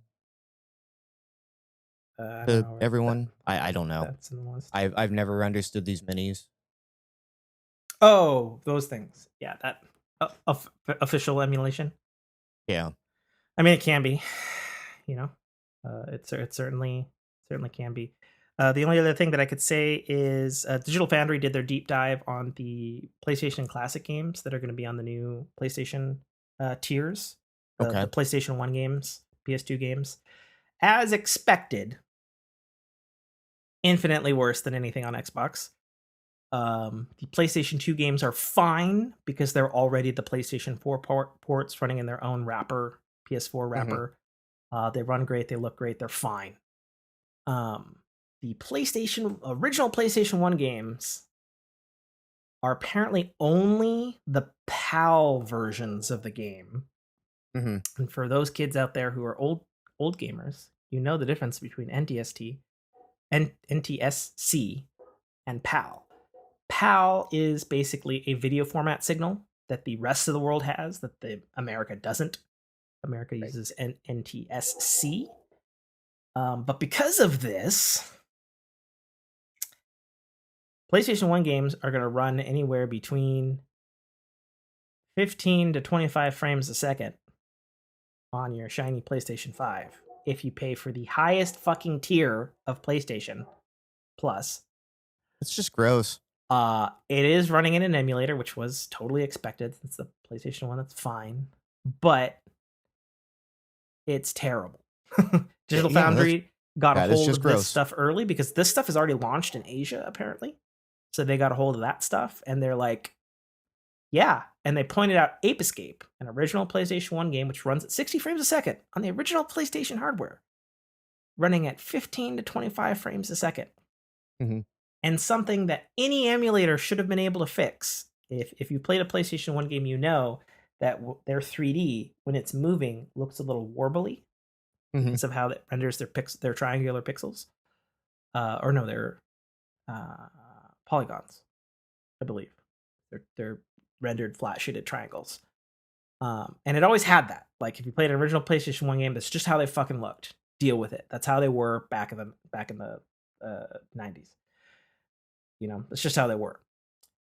They have those still in the emulation, but because of the image sharpening, it looks 1,000 times worse. So it's like even more warbly. So it looks like you're watching fucking things through fucking Jello lenses or fucking beer goggles. You can see this video now on Digital Foundry. They've torn it apart and they're like, yep, it's not good, guys. Like, wow. We knew this was coming. We've been talking about it for a whole fucking year so far since they announced this shit. Not good. So if you're expecting your PlayStation 1 darlings to perform as well as they did originally, you're going to be in for a fucking shock. That's for sure. And part of the reason is because they are using the PAL version, and you can understand the corporate decision, which is like, well, we're not going to use the NTSC version because all the other countries, which there are more of them than America, use this version, and that's the version that they're used to. So of course we're going to do that one because that one, the ROM for it, also has multiple languages. So it's like, yeah, that's going to be the de facto one that we're going to emulate on all of them. So, yeah, it's man, if you're a PlayStation fan. So it's funny. So I think I said a couple months ago when they announced this tiers, I was going to get the highest tier and I was going to try it out for myself and report back to you guys. 50% of me is like, nah, I don't think I'm going to do that, guys. That looks like a real waste of money to me. Another what are you getting with that highest tier that you don't get from the next one down? Oh, for God's sakes. I have to Google the tiers because it's so fucking confusing because there's 4 of them. All right. PlayStation. I don't have a graph, like a grid, I should say. Somebody's got a fucking graph somewhere. Okay, here's a graph. Here you can look at the same thing here. This is posted in the chat. Yeah, this is in their official blog. Scroll down about an inch, obviously depending on your monitor size. So 55 inch. Essential. Yeah, so probably several inches then. So Essential is the same, so it's the bottom tier, is the same benefits PlayStation Plus members get today, which is PS4 and PS5 monthly games, online multiplayer access. That's important. Access for multiplayer. Exclusive discounts, cloud storage, which is still silly, and quote unquote more. That's what you get. Extra will give you a downloadable and streamable catalog of PS4 and PS5 games. Okay. Deluxe gets you all of that plus original PlayStation, PS2, and PSP classic games, along with PS3 remasters specifically for download and streaming. It also gives you time-limited game trials on blockbuster titles, of which, at this time, there's only 3 titles that support that at launch. One of them being Cyberpunk 2077. Then the premium tier gives you a slew of original PS3 games available only via cloud streaming because they can't get that emulation working. So it's playing on an actual PlayStation 3 hardware somewhere in a server being beamed to you. Till the fucking parts fall off the fans. It also gives you cloud streaming to the PlayStation 2, PSP, and PS4 games. Right. So I guess really, if you want to play PS3 games, the premium is the only way to go. Or if you want to stream. Yeah. Games. And I had to point out, sorry, I keep fucking remembering things on video games. Sony fucked up royally, but then they fixed it within 24 hours. So when this went live in Asia, Sony was asking customers to make up the difference in price if you switched tiers. And for people who have like stacked the gift cards and shit that you can get from Amazon and Walmart and stuff for this, People are like, I'm looking at an $800 bill to change my tiers. What? Yes, Sony made this fuck up globally. So people were charged this. Within 24 hours, all of the PlayStation people had said that was a mistake. We promise your cards are being refunded as we speak. So instead of prorating when you upped from, say, essential to extra, they basically charged you for extra all over again? So if you went from basically essential to premium, you paid Mhm. for essential for a year, extra for a year, deluxe for a year, and premium for a year? So, if people had, like, say, 3 years stacked of PlayStation Plus, which is presently 1 tier in America, Mhm. you would pay for those years at full price and not the Oh. discount you paid for them via a card, a stack of scratch and sniff cards on Amazon. Oh. Oh, yeah. Oh, yeah. Oh. Sony made that fuck up. They corrected it, to their Yeah. credit, in 24 hours. But for everyone else, like me, like I screamed about it in Discord. I screamed to my friends. Obviously, I have a chunk of friends who specifically are only PlayStation, unfortunately. Um, and I was like, "Yo, get ready to fork out that wallet, It, whether you wanna or not." Like, because the discounts that we all have are fucked come June, jeez. right? I can't like. There is an unfathomable level of fuck uppery that is happening at PlayStation right now. Like an un and it fucking sucks. As a gamer, I have all the fucking Right. consoles. They're behind me. I complain every fucking stream about my PlayStation 5 doing something it Mhm. shouldn't be doing, like changing my audio inputs on me when my controller goes to sleep. Um, I'm not joking. That's a thing. Mhm. Um, it having lived through the PlayStation 3 era, it is the fucking PlayStation 3 all fucking over again. You know, I understand that the hardware inside the PS5 is mostly well designed and mostly good. Mhm. And is definitely better than the hardware of the PlayStation 3, for sure. But the fact that we have gone backwards on so many key fucking points that they nailed on PS4 to the fucking embarrassment of Xbox. And now Xbox is like, yo, we took notes. Mhm. Like, and we have the entire force of Microsoft behind us with their new CEO. And we're like fucking cooking on all cylinders.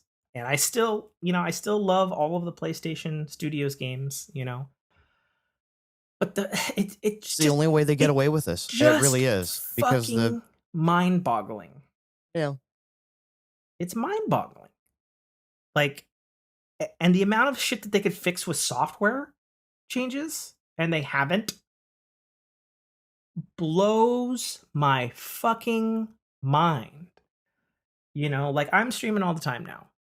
My lovely Aver Media card works perfectly, unlike that Razer piece of shit that we tried 3 of. Uh, you know, like the PlayStation 5 is the only console that if I play multiplayer online, I have to use the built-in streaming and lower all my qualities to whatever the hell the built-in stuff is. Uh, because I can't route the fucking chat audio to HDMI and my headset at the same fucking time.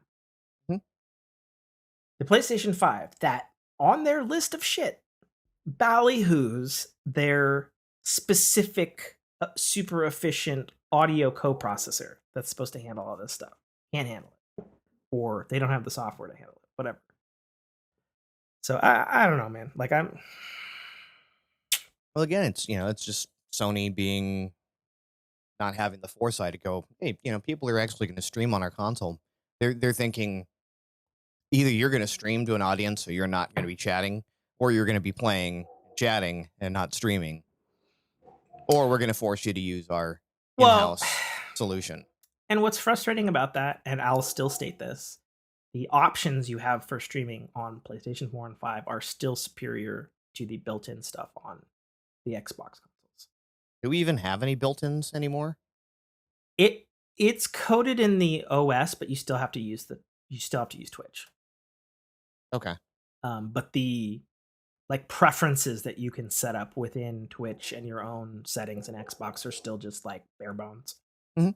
Whereas at least on PlayStation, you can be like, all right, I'm going to use the camera. I'm going to focus in on my face. I'm going to have this cutout. I can have this style thing. We can have a chroma key. All this stuff is built in. But again, it's built in because it was in the PlayStation 4 OS, which the PS5 uses. You know, and they were smart then. Yeah, it's fucking. So when I stream PS5, people don't see this. Every single fucking time, I have to go into my audio settings. I have to route to my headphones, game audio. Then I have to route to my my blue nano mic for audio input. And if my controller goes to sleep, it all defaults back to outputting at HDMI. If I bump my controller jack for my headphones that I have to plug into my PlayStation 4 controller because I can't plug it into the mic and get audio out, which I could do on the PS4, by the way. Mm-hmm. It bumps all my stuff back to HDMI.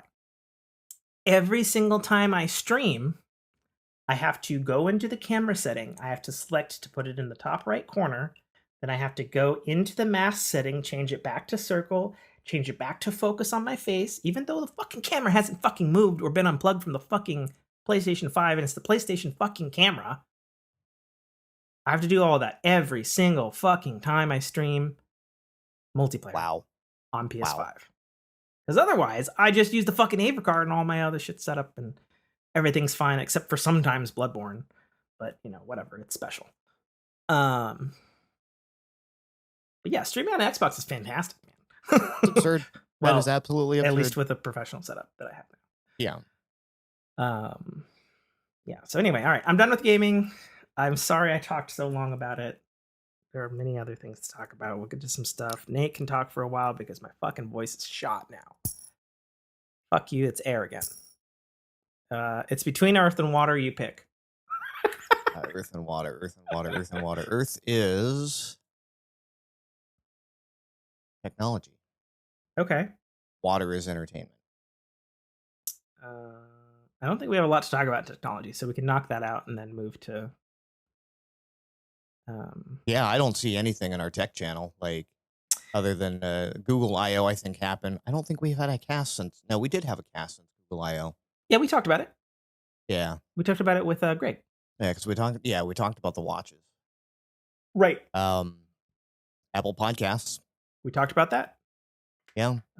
Very good questions from Greg Smith on that one. Oh, we have the Lego. We'll see Optimus this fall. Prime. What happens with our podcast? Lego Optimus Prime thing, which is that's really cool.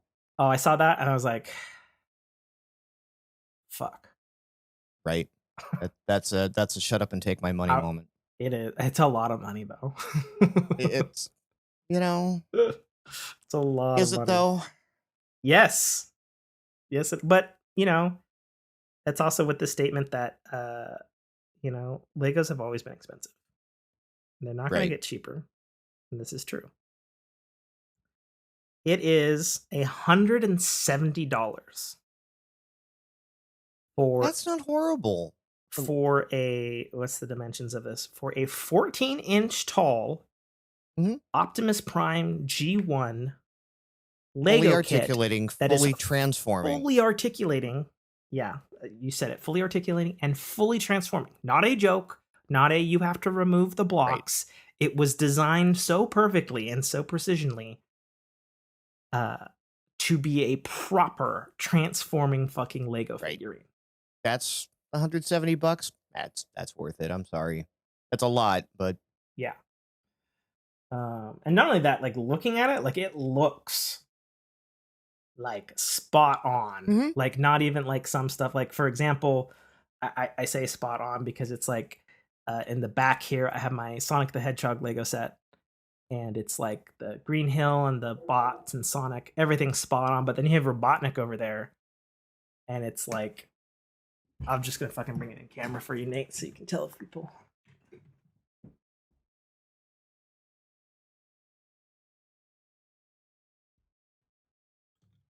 As he drops in and explodes.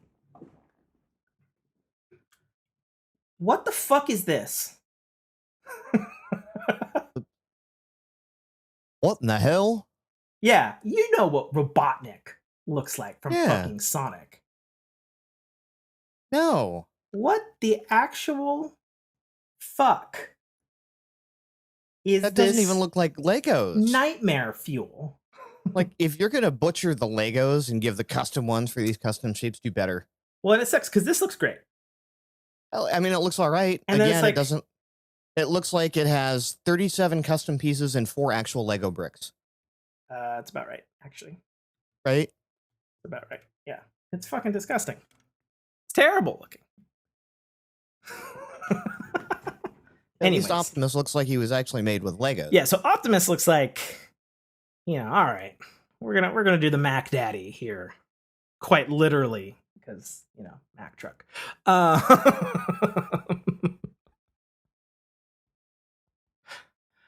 Anyways, but yeah, going through the news feed here, New York becomes the first state to pass right to repair laws. That's I good. saw that. That's interesting. Makes sense for New York, yes. honestly. I guess they're pushing it in California too. Not surprising. I don't think they're going to get it in California. There's too many tech lobbyists there, right? Well, yes and no, because we've got a lot of the independent shops that they basically can't operate. True. Because they don't have the right to repair. So, but yeah, Apple's out here. They were the big ones that were pushing back against right to repair laws, and even Apple's kind of relaxed on it and said, "Yeah, you're right." Well, yeah, because they have those kits now. Remember we talked about it at the beginning of the year? Yep. And they're like, "Hey, these are kind of all right." Yeah, not the so best. I think that was the biggest push was getting Apple, who lives in the state, to go, yeah, go ahead and crack open our iPhones. We won't void your warranty. Yeah. Like, we're not going to make it easy. You'd still probably rather take it to somewhere that does have the tools and equipment to do it.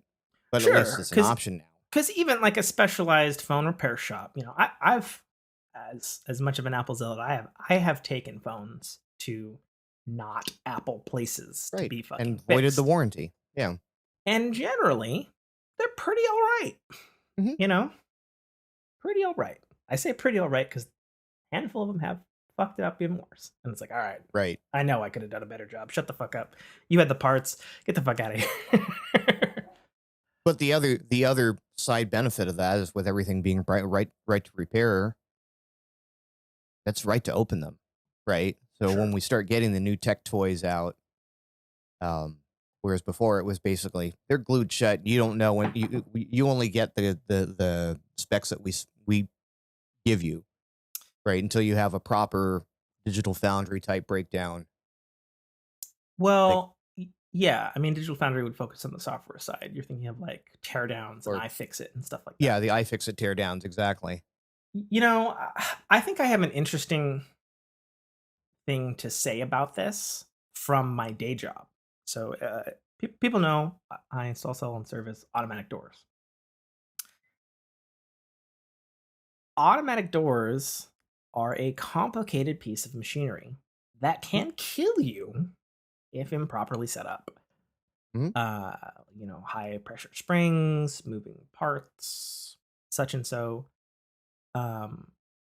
There is an argument to be made for some of the older style automatic doors where you can get parts on and a dude can replace something and away it goes. But in an age where we have laws and rules for the handicapped and stuff, and people are complaining about an automatic door and I needed to do this, this, and this, and this, it's like, well, it can, but you can't in this state or county because of your laws. Right. And the codes, and we're obliged to follow those codes or we'll get sued. And I get a lot of pushback from certain customers that are like, I want to be able to do this, and I hate that I can't do this on it, and I hate that I can't do this, and I hate that I have to call you every single time that it does something wrong, or or we break it, and I'm mad that it doesn't keep going like some of the old ones. I'm like, well, the old ones were dumb, and they were on or off, and they open or they Mm. close, or they don't, or they try, and everything now is built for safety. Anything happens, it's wrong, it shuts down, but doesn't kill somebody, so that manufacturer doesn't get sued, and you don't get sued. And believe me, having been involved in some court cases, you don't want to get sued, because No. that's $1.5 million fucking fuck up right there. And it's like, I'm of the mind that yes, even as an Apple boy, you should have the right and the ability to open certain segments of your computer. And I say that from the frame of mind as an automatic door technician of like, I don't want anybody opening the high pressure spring that can fly out and like fucking fling into the fucking ceiling at Mach 5. You don't Right. want fucking anybody doing that unless you know that that's what fucking happens if you Right. remove these certain, Anyone that's worked on or had to replace or watched a garage door spring snap. I've seen Yeah. a real garage door. Understands the Yeah. volatility of. I was like 13 or 14 or something when it happened. And I was like helping lift it up, and me and my dad had gone. We were helping a friend's house actually, which was really weird in retrospect because I don't remember them being that good of a friend. And it was like, we don't do. I know my dad doesn't do this kind of thing. It's a totally different thing than an automatic door, even though people confuse them all the time because it opens, Mhm. you know. And I remember we'd gotten a sandwich, and we'd heard this horrific crash, and we like came downstairs to this double car garage opening, and the thing had unspooled and it tore like 5 huge gases and was still unspooling and was like flapping in the ground in the concrete, and it's like, holy Oh, it was a Jesus. roll up door. Yep. Yep. Yeah. you See, I know have a hinge one. I'm laying in bed one night, and my bedroom backs up against my garage, and okay. I just hear bang, and I'm like, got up, immediately run to my safe. Yeah. Right. Yeah. Go walking outside, and I look, I don't see anything. I'm like, thought it. Go grab the key, unlock it, go to lift the door, and it's not coming up. Like, it's suddenly heavy. Yeah. Son of a bitch. But yeah, when we popped that open, it had done a little bit of damage. Yeah. So, you know I feel like when it comes to phones, I feel like you should have the right to replace a battery. I feel like you should have the right to replace buttons, and on-off sleep wake Sure, switches, but physical should stuff. you be cracking the dash on your Tesla? No. No, right? Well, and on that same logic, especially with phones, should you Mm. be replacing the fucking motherboard or the CPU? I don't think so. I think they're too small, they're too complicated, and there's too finesse. I know obviously you can do it. If Mhm. you have fucking fantastic soldering skills and a fucking clean room and gloves and shit, you can do all that shit. That's fine. Yeah, But the average person can't. The right. average person who broke the phone in the first place, which is another thing I get over people because like I have never shattered a screen on an iPhone. I have destroyed an iPad to water damage because I forgot that it was on me when I went in the shower. I have, screwed other screens up due to water damage, especially because of this state. You Hmm. know, so when the IP ratings came in finally on the iPhones, it's like, thank Christ, we've Hmm. needed this for a long time in this specific state. You know, whereas others like probably like California and Arizona, it's like heat and dust and sun, right? Like those are probably the big concerns. You leave a phone out in probably one of your cars, it's not a good day. Right. um, so I believe you should be able to replace certain things. and especially when it comes to desktop computers, not laptops necessarily.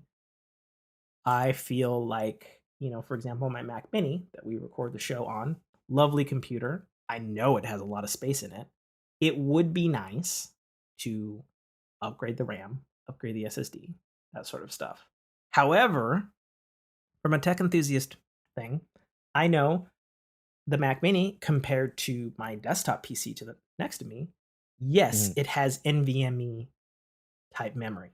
However, it is fucking soldered to a nanomillimeter to the fucking silicone, and that's not something I can fucking do, even though I know there are people who have lasered the fucking chip open and have been able to put a new NVMe module in. But that's it. That's really where the right to repair laws go. Is yes, could I?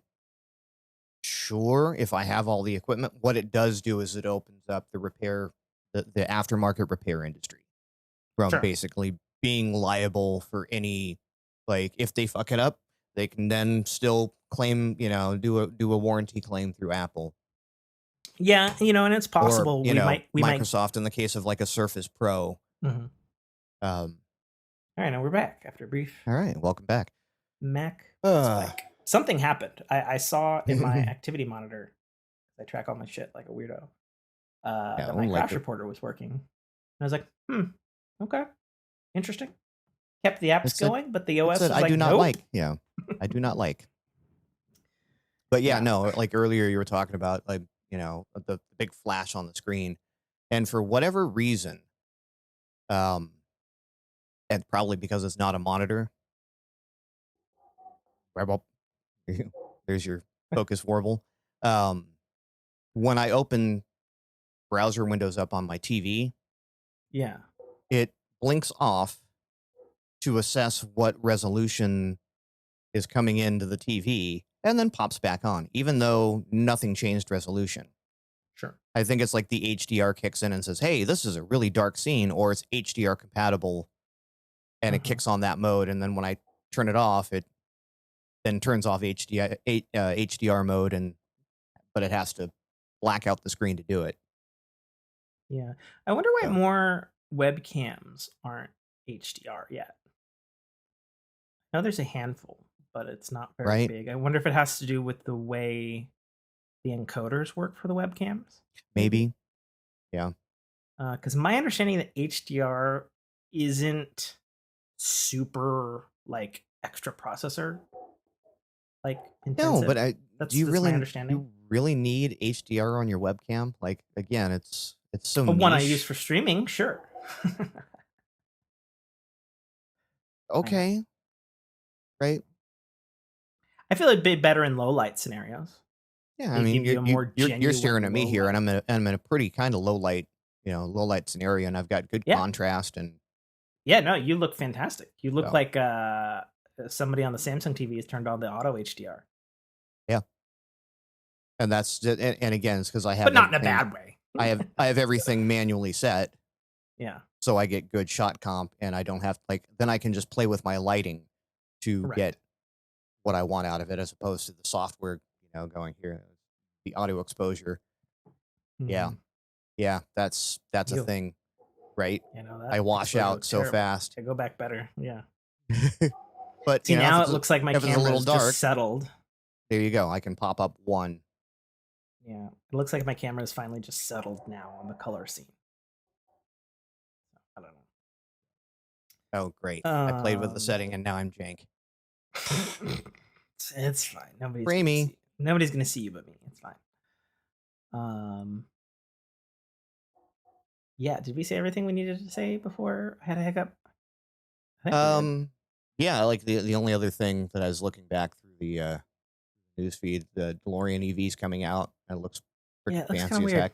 Yeah, I mean, I'm not. It's like okay. sure. I'm less excited about it. I think it could have been a little more retro-y. You know, you're Right. gonna go to all that hassle. Fine, it's got the doors, Hmm. but okay. So That's what? about the only thing that's DeLorean about it. Shit. It's a Sunday. We don't usually It's record a on Sunday Sunday. afternoon. Everybody shut Right. up. So yeah, spinner. We get what, life or entertainment. Yeah, if we land that way. What's water? Water is entertainment. Sweet entertainment. What you been watching, Nate? I've been watching Obi-Wan. Cool. I'm behind. You're behind. Mm-hmm. It's only 3. So you're only behind what, 1? Because Yes. I'm assuming you watched 1 and 2 when they dropped. Yeah. So I can talk about 1 and 2. I can't talk about 3. Yeah, I'm sorry about that. that's It okay. has I won't been spoil it for you. it's been a week with the wife where the comfort food of choice, due to her week being weird, has been MasterChef. Mhm. And a lot of MasterChef. Despite the fact we have Stranger Things, we have Star Mhm. Trek Strange New Worlds, we have Obi-Wan Kenobi, The Orville is back, The Oh, did you Boys is see back. Orville? We saw Orville, yes. Only the first episode, though. No, it's the only one that's out right now. No, it dropped with 2. Yep, dropped with 2. Okay, I only saw the first one. Yep, we watched the first one. Yeah. Let's see, the boys are back. We get Umbrella Academy like next week or some shit. We get Westworld is now coming out at the end of June. Mhm. We're still watching Superman and Lois. It's back from its weird fucking 2-week hiatus. We have that. We have a new season of MasterChef. We've been watching old seasons, and then she's like, "Oh my god, a new season!" I was like, "Fuck!" Right. I want to get back to some of these fucking sci-fi shows because like there's so much stuff. We're one episode away from finishing Stranger Things, so that's happening tonight. God damn it! Okay. And then we're also watching The Time Traveler's Wife on HBO, the TV show, which I might not have mentioned on the show yet. I'm not sure. So like we have like a fuckload of good TV right now, Right. and the If you wife call wants to MasterChef. watch MasterChef. Yeah. Yeah. No. I call MasterChef good TV. I like MasterChef. I don't know. Yeah, but again, it's MasterChef isn't like time sensitive. Water cooler True. talk, right? 100%. Yeah, But it is very true. yeah, no. Obi-Wan is absolutely a visual marvel of goodness. Sure, except for that rooftop run with the Inquisitor Sure. and whatever her poor wire work and or CGI was. Yeah. That's my one complaint from those 2 episodes, was that stood out to me as poorly executed, either wire work or CGI. Yes. And I was like, Yes. what? Like that looked kind of jank.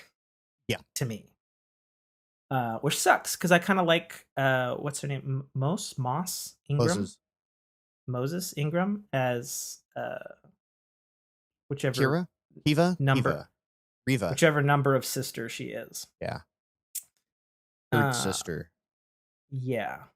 So obviously I'm a little more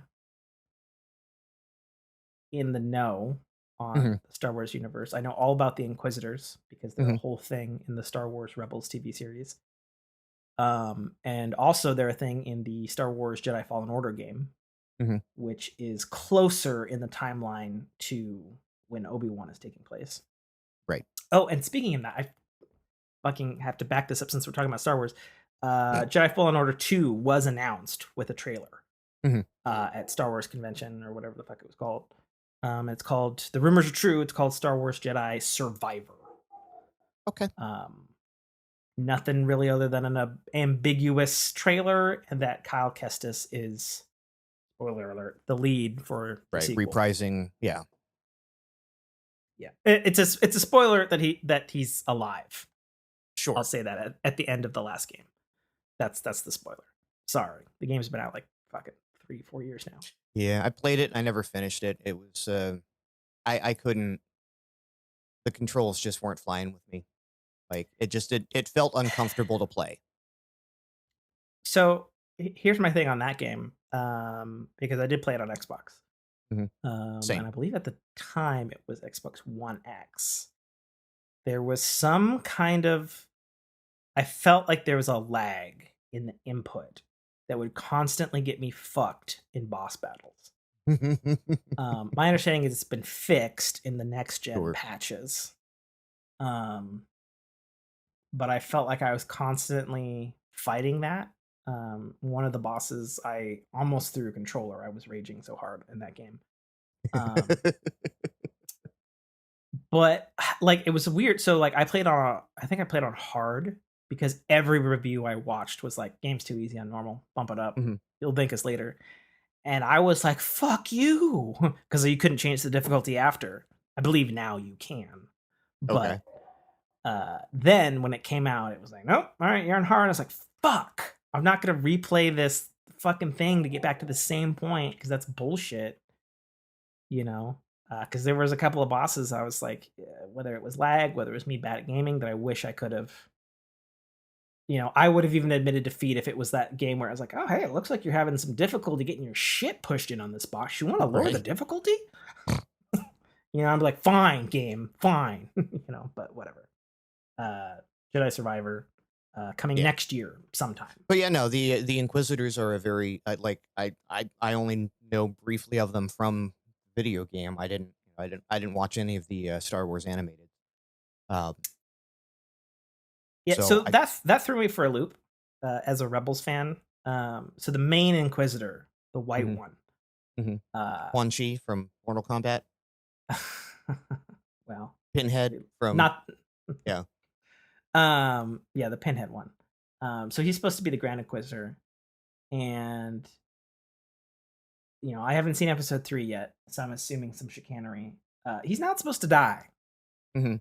So when he got lightsaber, it's like, hold Well up, then, yeah. Well then, hold up.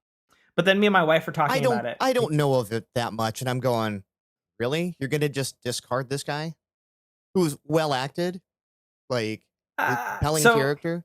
so the acting on that is hard to say because he's originally supposed to be played by Jason Isaacs, who obviously famous British actor. He was Lucius Malfoy. He was also Captain what's his name in Discovery, Lorca. Okay. So he's who plays him in Rebels. Just fucking, oh my god, scary as shit. So the fact that it's a different actor and then he gets killed, and I'm like, all right, so either he gets roboticized, which seems to be the solution in Book of Boba Fett and Mandalorian. Oh, he's Mhm. killed? Oh no, he's back. He's got robot legs. He's fine. Right. You know, and they just don't talk about it in Rebels Right. conveniently. We can Or rebuild him. We have the like he's technology. Yeah. cloned, or some fucking sci-fi bullshit happens to this dude and he's back in a future episode. I don't know because I haven't seen episode 3. But that caught me off guard because I was like, all right, I know who this character is. I know his deal. All right, fine. He's doing an okay job, you know, because you're not gonna live up to Jason Isaacs. I'm sorry, dude. I Okay. know you're a live action guy, but whatever, that's fine. Um, not you. I pointed at Right. you, Yeah. but I meant the actor. Not like if I was talking to him. I was like, it's fine. I don't hate you for it. Maybe Jason Isaacs is unavailable. I get it. You know, but I was just like, oh man, and he died, or maybe he died, and I was like, well, hmm. Either we've just broken canon, or You're going to hate something. episode 3, just so you know.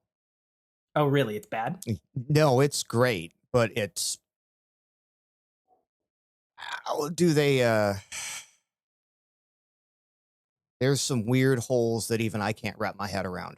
And I'm not a lore nerd, See, and right? I wish I'd seen 3 so I could be like, oh blah, oh blah, oh blah, because I would No, totally when do that. when you watch it, by all means hit the Discord with it and just go, Okay, what the hell was that beautiful thing that I just witnessed? okay, all right, that's So, fine. but so yeah, I've been enjoying that. I've been really enjoying Strange New Worlds. Yeah, it's The so you know good, isn't it? I love that it's not, yes, there's the carried over story arc, there, the prevailing story arc, but it's still the episode of the week. Yeah, and I've watched the Ready Room, the After Trek stuff because I watch all that shit because I'm a nerd. Hmm. And the Akiva Goldsman, who's done a lot of stuff in his career, even Hmm. said, you know, it was a little risky because we established these long season arcs in Discovery and we made that work for Star Trek, whereas obviously that's not how Star Trek was made before. Hmm. And now we're blending the two. And he's like, did we succeed? He's like, I won't know until the fans have seen the whole season. Right. And I feel like they fucking succeeded pretty hardcore, in Yeah. my opinion. And to toss back to an old show that I think has just gone into the shitter in its multiple iterations, like the original CSI. Okay. If you ever You're on your watched own for that, that one. I wouldn't right? watch that with a 10-foot pole. The first okay, let's even do this one. The original X-Files. Okay. Right? You had your I've seen them monster of the all, week, so yes. right? You had your monster of the week, but you had that underlying carried over story arc, but it wasn't the main focus of the story. And then I just which made then me it became mad. the story. But I love that. So I love that about those series. Is it's there for the people that watch every episode, but the ones that don't, if I want to just pick out episode 2 and 9, I can still enjoy it. Where you can't. Like I can't pick episode 2 of the or 9 of the Mandalorian and go, okay, that was a good singular episode. It makes no sense. Sure. Right. I can do that with Strange New World. I have many things to say. Number one, I am enjoying. I know all the Trekkies on the internet are saying this right now, and I'm one of them. I am enjoying the quote unquote return to the type of Star Trek storytelling that they are known for, that fans complained about Discovery. I didn't mind it at all in Discovery. I liked the long form stories. I didn't mind that in the slightest. But as a Trekkie, you expect a certain thing. And Discovery didn't always deliver that. I don't think it's to its detriment, but I understand where fans were pissed about that. Sure. For whatever reason.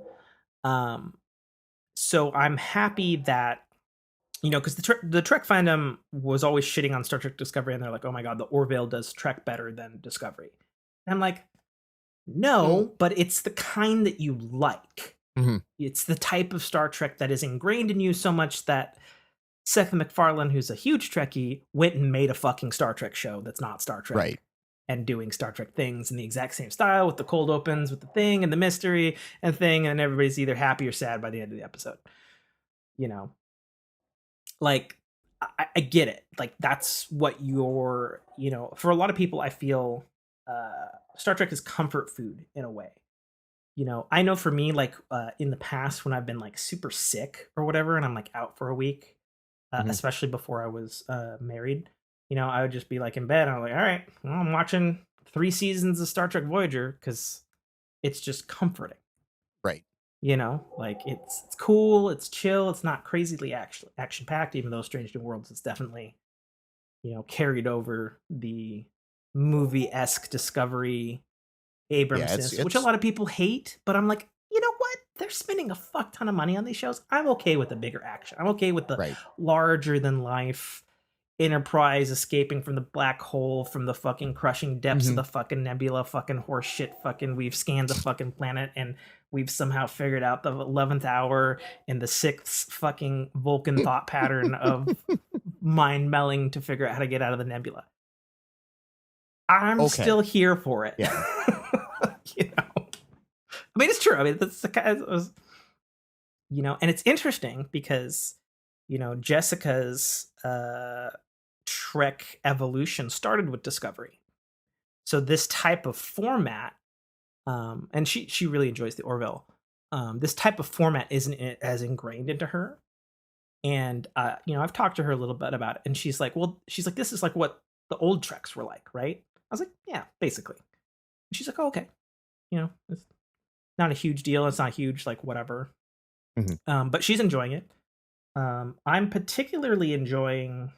I actually really like the actress who plays the new Uhura. I think she does a fantastic job. Yes. And obviously, Strange New Worlds has more of a hard line to follow. It's the Enterprise with the third actor to play Spock, the third actor to play Uhura. And we're getting James T. Kirk next season, right? He's already cast, correct? Yeah. And we'll see how that goes. I've never seen that dude act before. I know he's the lead dude from that Vampire Diaries show. Right, and he'll be the Um, third James T. Kirk in the series, yep, and he'll be the third James T. Kirk. You know, again, and I think when you start doing stuff that's prequely like this, yeah, you're kind of locked into things, sure. right? Well, You, and going to Discovery, that was something I was keenly aware of the first two seasons of Discovery. Spoiler alert, they go to the future and stay there. mhm, Um, I enjoyed the prequel aspect in Discovery a lot when it started blending with the old canon and they brought Spock in and, this right, crew, because basically they set up Strange New Worlds in season two. Um, it was cool, but at the same time, I felt like Discovery was so interesting on its own, we didn't need it to be a prequel and be in right, that era. So the fact that they jumped to the future and stayed there in later seasons, I was like, I'm fine with that. Like right. they're in their own And space. There's and their again, own you're canonical you're reason. playing right, and you're playing on the Yeah, Discovery. You're not playing on the Enterprise, right?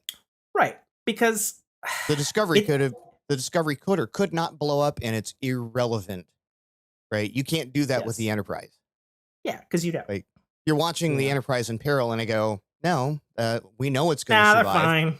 right? They're going to be fine, They've still got one letter on it. It's not a right? refit. It's fine. And that's fine. And I like that they're playing with the fact that Pike knows the same as the audience. Hmm. He's fine for 10 years. And he's a little Right. bit edgy on like, I know we're gonna make it, like somehow. Like it's just gonna I don't. happen. Yeah, I don't know You know, that I that works that way though, right? I mean it doesn't. I like the fact that that's there for the audience to experience as Hmm. Pike, quote unquote. I'd like that that's there because it is what the audience knows. They are Hmm. Pike. We fucking know he's gonna be in a goddamn machine in 10 Hmm. years and fucked up and beep boop in a court case. We Ooh. know. Yeah. Like, and anybody who's new to this show who watched Discovery at any rate also knows that too. And we know that a little bit from the pilot episode, but it's Hmm. it's fantastic. What I will say though, that's above and beyond anything I could have expected. The gal who's doing the music for this show is fucking Hmm. ridiculous. Like, holy shit, is it good? Yeah. And it's funny because the music is actually so it's the same composer who did Star Trek Prodigy, the animated one. I don't know if you've watched that yet. Did you? No, but I have watched Below Deck Oh, okay. or Lower Decks. That's Yeah, the other animated one. Yeah. You should totally watch Prodigy. It's amazing. Um, but she's the same composer on Prodigy, and she's really good in Prodigy. But you can tell that she has like a not an orchestra, and she's using a synthesizer most of the time hmm to do an orchestra, and it's really good, but it shows. And on this, she doesn't, and it's like, oh my god, she's a fucking immaculate composer. Holy shit, right. she's fucking kicking ass. So yeah, I'm always excited to watch Strange New Worlds. I have a light pattern for when I'm watching Star Trek with my hue lights in the room here. It's what I do.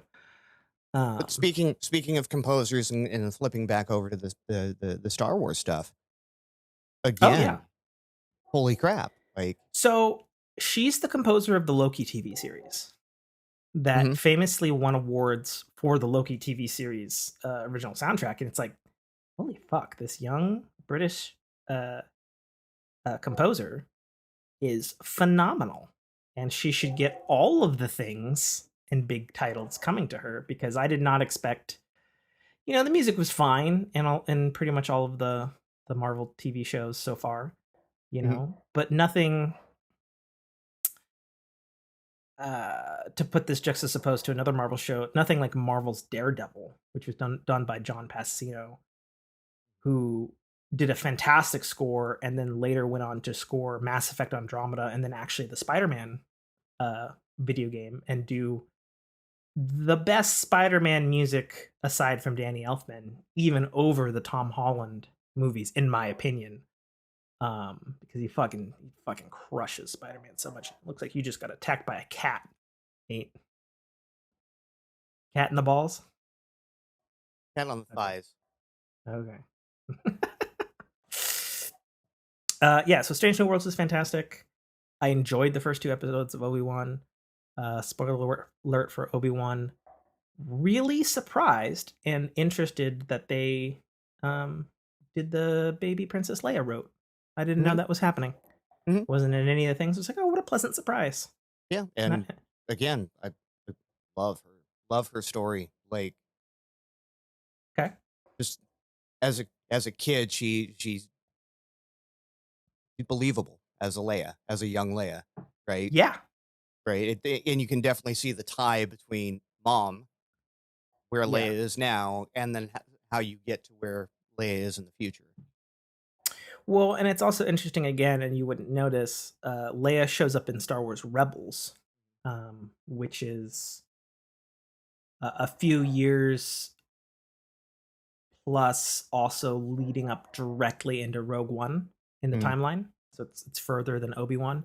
And she's in it a handful of times. mhm, Um, and it's interesting because I can see like the clear trajectory from baby Leia to that to obviously the Leia everybody knows as Carrie right, Fisher. And it's like, okay, cool.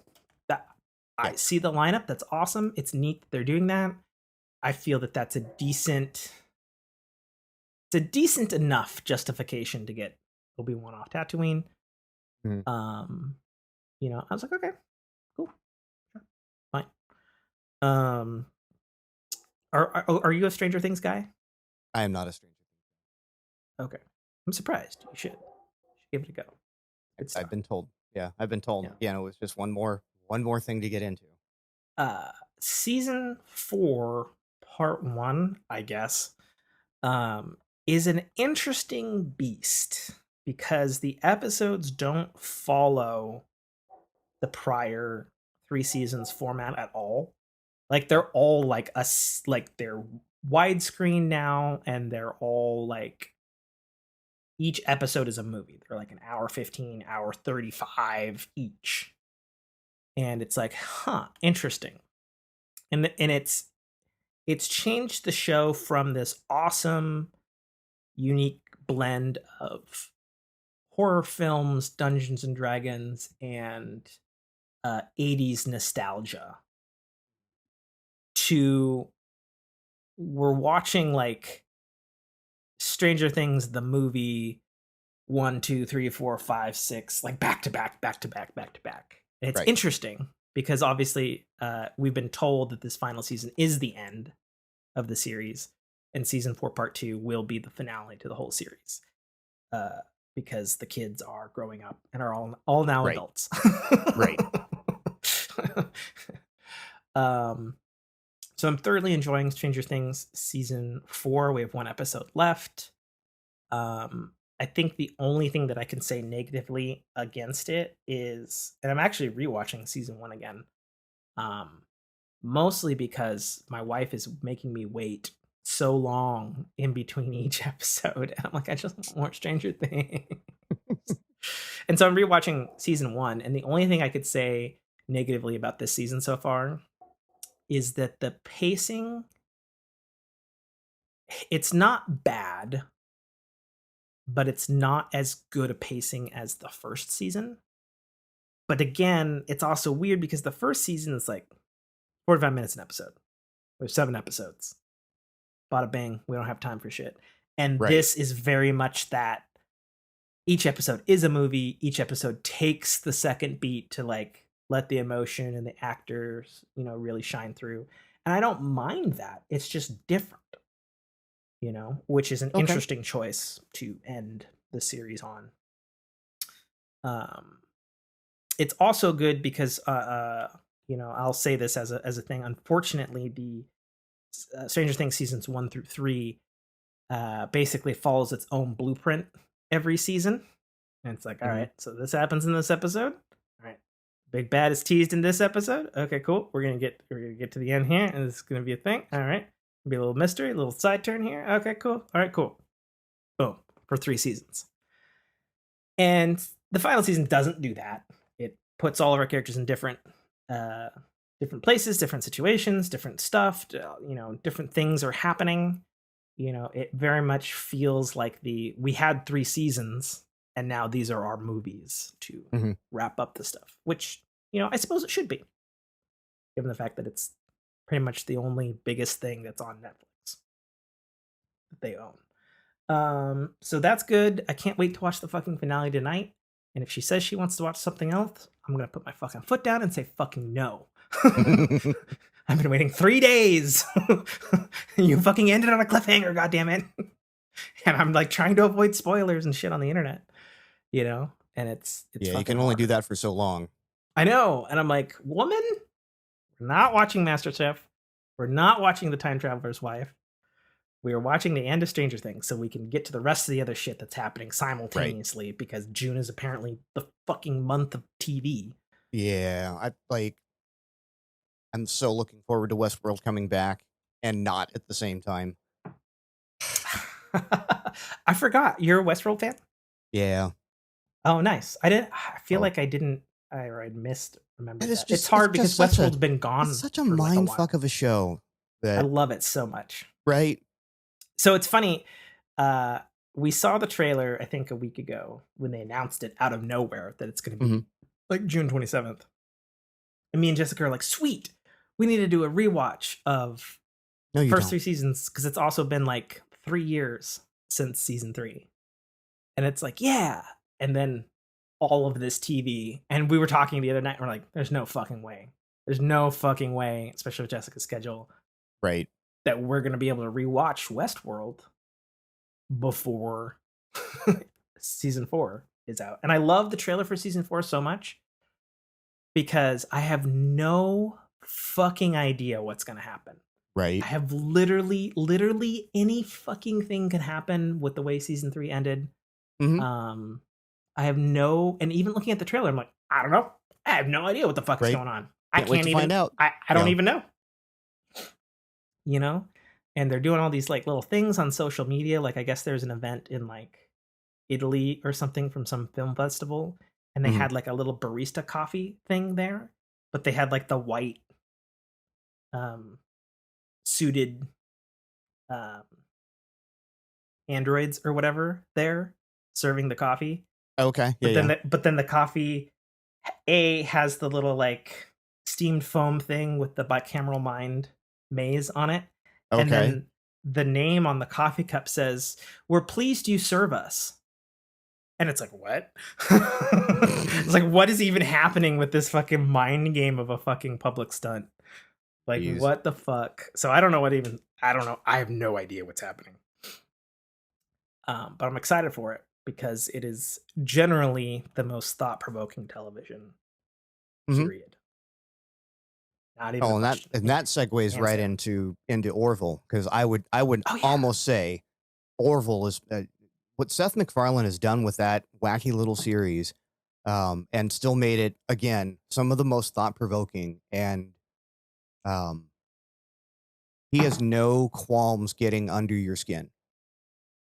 So, a few things about Orville. One, it's moved to Hulu. So if you're Mhm. looking for it other places, it's on Hulu. Yep, That's where it and is. it's no longer season 3; it's now Orville New Horizons. What the heck Right. that's all about, I have no But it's idea. also season 3. Right.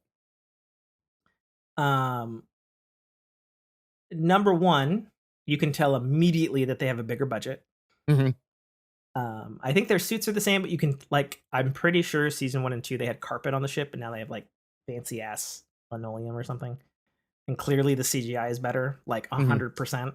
Mhm. And then I even noticed that the shots of, I actually forget the robot's name.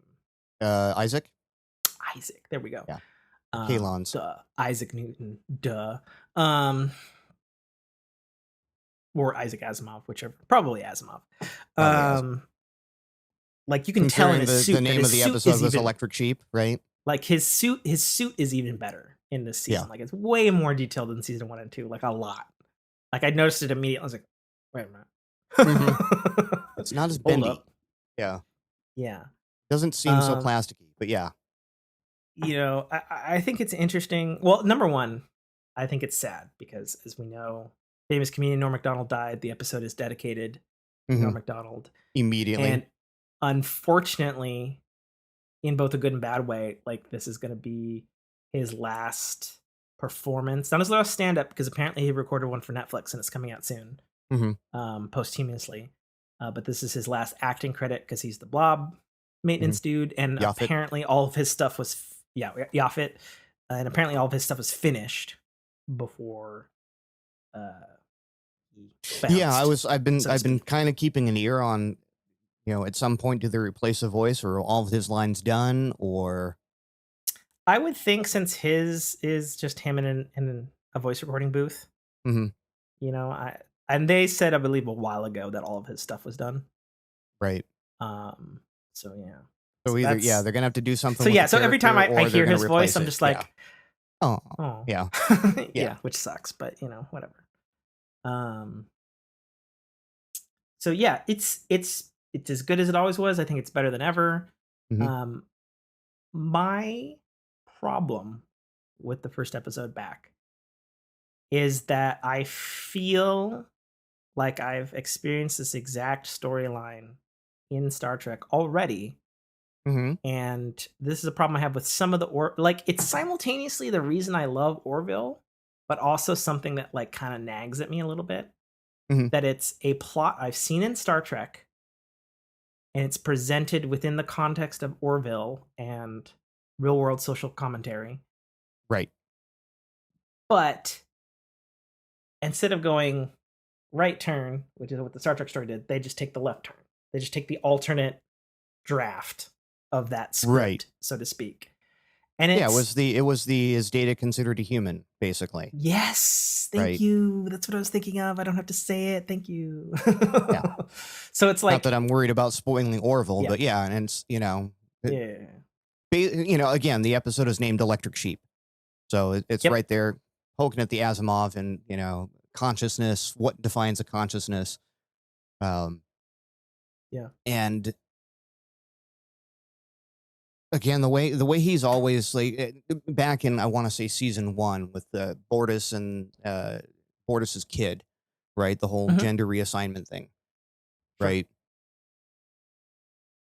As with this episode, they present the thing, they bring that thing to some sort of a resolution, but they let the audience stay in their own feeling about it. Like it's not tied up in Yeah, a tidy obviously. bow, right? Like in the Bortus episode, right? The whole gender reassignment thing still Mhm, happened, mhm. and it didn't just go away. And his partner wasn't just suddenly happy about it, right? Yeah, I think that's the smartest thing that Seth MacFarlane does with this Hmm. show. Um,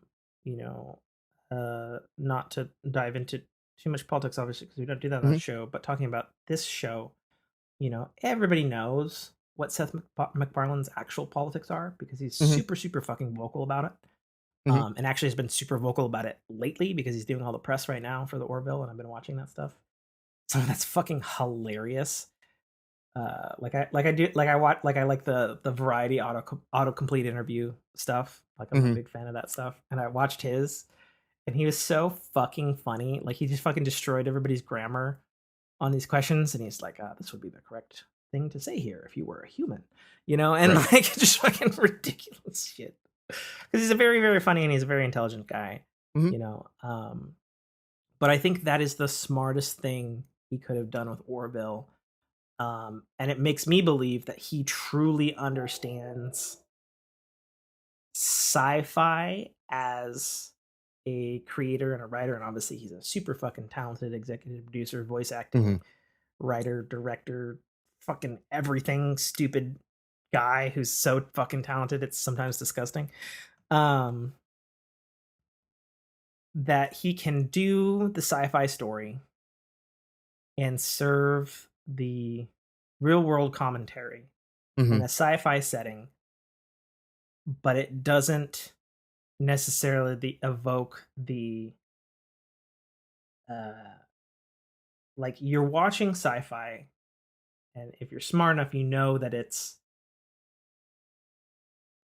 especially American philosophy and American political socio-political commentary, and Hmm. it's a Republican or Democrat debate but it's framed in the context that it's like, all right, well, fine, but what if they're aliens? Right. Or another planet or another something. And that gets folks who might not think about it from the other side of the aisle, which is always my frustration. Even just barely talking about it on this show, is that there's never, I hate to say this because I've heard a lot of people say this, there's no discussion Mhm. about stuff, and there's no like, not like an honest discussion. There's never an honest discussion about different Right. opposing It's philosophies basically or it's people ideas. defending their positions, and that's it. There's Sure. no And yeah. that's the natural American go-getterness of Right. like, this is my stance and this is the hill that I die on. Yep. Um, So yeah, I don't know Yeah. how else to talk about it too much But without again, yeah, and talking it's about it too much. but again, yeah. So like Seth MacFarlane says, here's your hill. There's people dying on it. Discuss, not Sure. right. Well, He's and not he's presenting a scenario. He's presenting a scenario, but he's not giving you his take on it per se. Right. He'll let it ruminate and then just move on with it, and I appreciate well, that. and I think that that's again the smartest thing in the Orville is Yeah. that it happens. Yep. And then it happens. Yeah. But at the next week, it's still either a good feeling or a bad feeling or a conflicted Right. feeling, and it just persists. And I think that Yep. that's the smartest thing that the Orville Yep. does. That unfortunately, something like Star Trek: Strange New Worlds will never do. And probably can't Right. because of its audience. But Mhm. the Orville can because Yep. it's a little underdog. And that's smart sci-fi, even if you're co-opting some scripts from other sci-fi, I guess to say. Let's see. So there's that. Like I said, I'm watching The Time Traveler's Wife with my wife. Duh. It is fantastically charming, and it is so well written. And I encourage people, if you read the book or you love the original movie, to check it out on HBO Max because the two leads are absolutely fantastic in this film. Um, it stars a British dude who was part of those terrible Divergent films, being a great actor, and it stars I can't remember her fucking name. I think her first name's Rose, which is the fiery wildling from Game of Thrones. Okay. That Kit Harington's character boned more than once. And then, of course, in real life, he went off and married her. So it stars those two. She's the time traveler's wife, and this other dude. And they're both just so fucking fantastically, perfectly well casted. She's electric as a wife. He's fantastic, charming, as a body of a fucking Olympian, and makes everyone else look sad as a man. So it's like it's really good. And like I said, not just because it's on HBO, but my wife is telling me from the book that the book was way darker and this is way darker. So I recommend that. And again, it's from the people who did Doctor Who and Sherlock. So if you Okay. like that stuff, this is going to be right up your fucking alley. So that's good. Fucking, is there anything else? I don't think so. There's a lot of shows I have to get to still. Right. Did we need to say anything else about the Halo TV series now that Greg's not here? Did we need to say any final note of that? Because I actually rescanned through the finale for this show. And it's funny because now that my anger fog has subsided, it was a little better than I maybe gave it credit for. Okay. That's what I'll say about at least the finale episode. How about the whole series in general? I took my Halo glasses off from episode 1, and it's been enjoyable. Like my critiques about the show are strictly like my attachment to the games. Sure. And the disrespect. Yeah. Blatant straight up fucking disrespect. Yeah. I watched an interview with Kiki Wolfkill, Mhm. who's executive producer, who's from the 343, who's managing this show for 343. And she said that in the writer's room, the decision or not to have Master Chief have sex was a huge one. And there was like two warring sides. And she said, ultimately, she said this in an interview. She said she decided that that was what was going to happen for this TV series. Okay. Um, and it's interesting in the interview. It was like a Skype Zoom interview, kind of like what we're doing now. Mhm. And she said, she's like, that was my decision. She says, I will take that. I will own that. Whether that was a good decision, we'll see, I Right. guess. And that's how she kind of put it. I was like, okay, well, that's interesting that she's, uh, at least willing to say something like that, which I'm sure is going to give her more hate. They'll be like, what the fuck are you doing? What are you doing having Master Cheeks have sex? What are you doing creating memes that we have Master Cheeks? Right. Like that would Master Cheeks. Yeah. be the contention. But like all TV series, next season, gonna start filming this summer. They've got a new showrunner. Hopefully, they have the chops to handle this production that seems rather complicated, seeing as it's in a whole other fucking country. Mhm. And they have the chance to retcon an incredible amount, and not even retcon it in a way that I think would affect the whatever their original plan is with this story, but retcon it in a way that will please people like me and Nate. That's what I think. I'm not betting on it, not banking on it, not expecting Sure. it. I don't think And we should bet on it either. I think yeah, if we bet the over under on that, we'd be I'm still along for pretty the well ride either fucking way. under. Yeah. But yeah, I'm still gonna show up for season 2. That's Mhm. where I'm saying. Like I'm, the the helmets are in the back. Like I'm Right. wearing a fucking Halo ring. Like for better or for worse, I'm in it. I'm married to it. Right. All right. Life, huh? Life. Oh, Cool. we're not going to talk about the Depp Heard trial, huh? Oh shit. So I watched so much of this fucking trial Mhm. because Jessica is a law crime, true crime nut. Mhm. At one point she thought she was going to be a lawyer. She's majoring in her school for forensic accounting.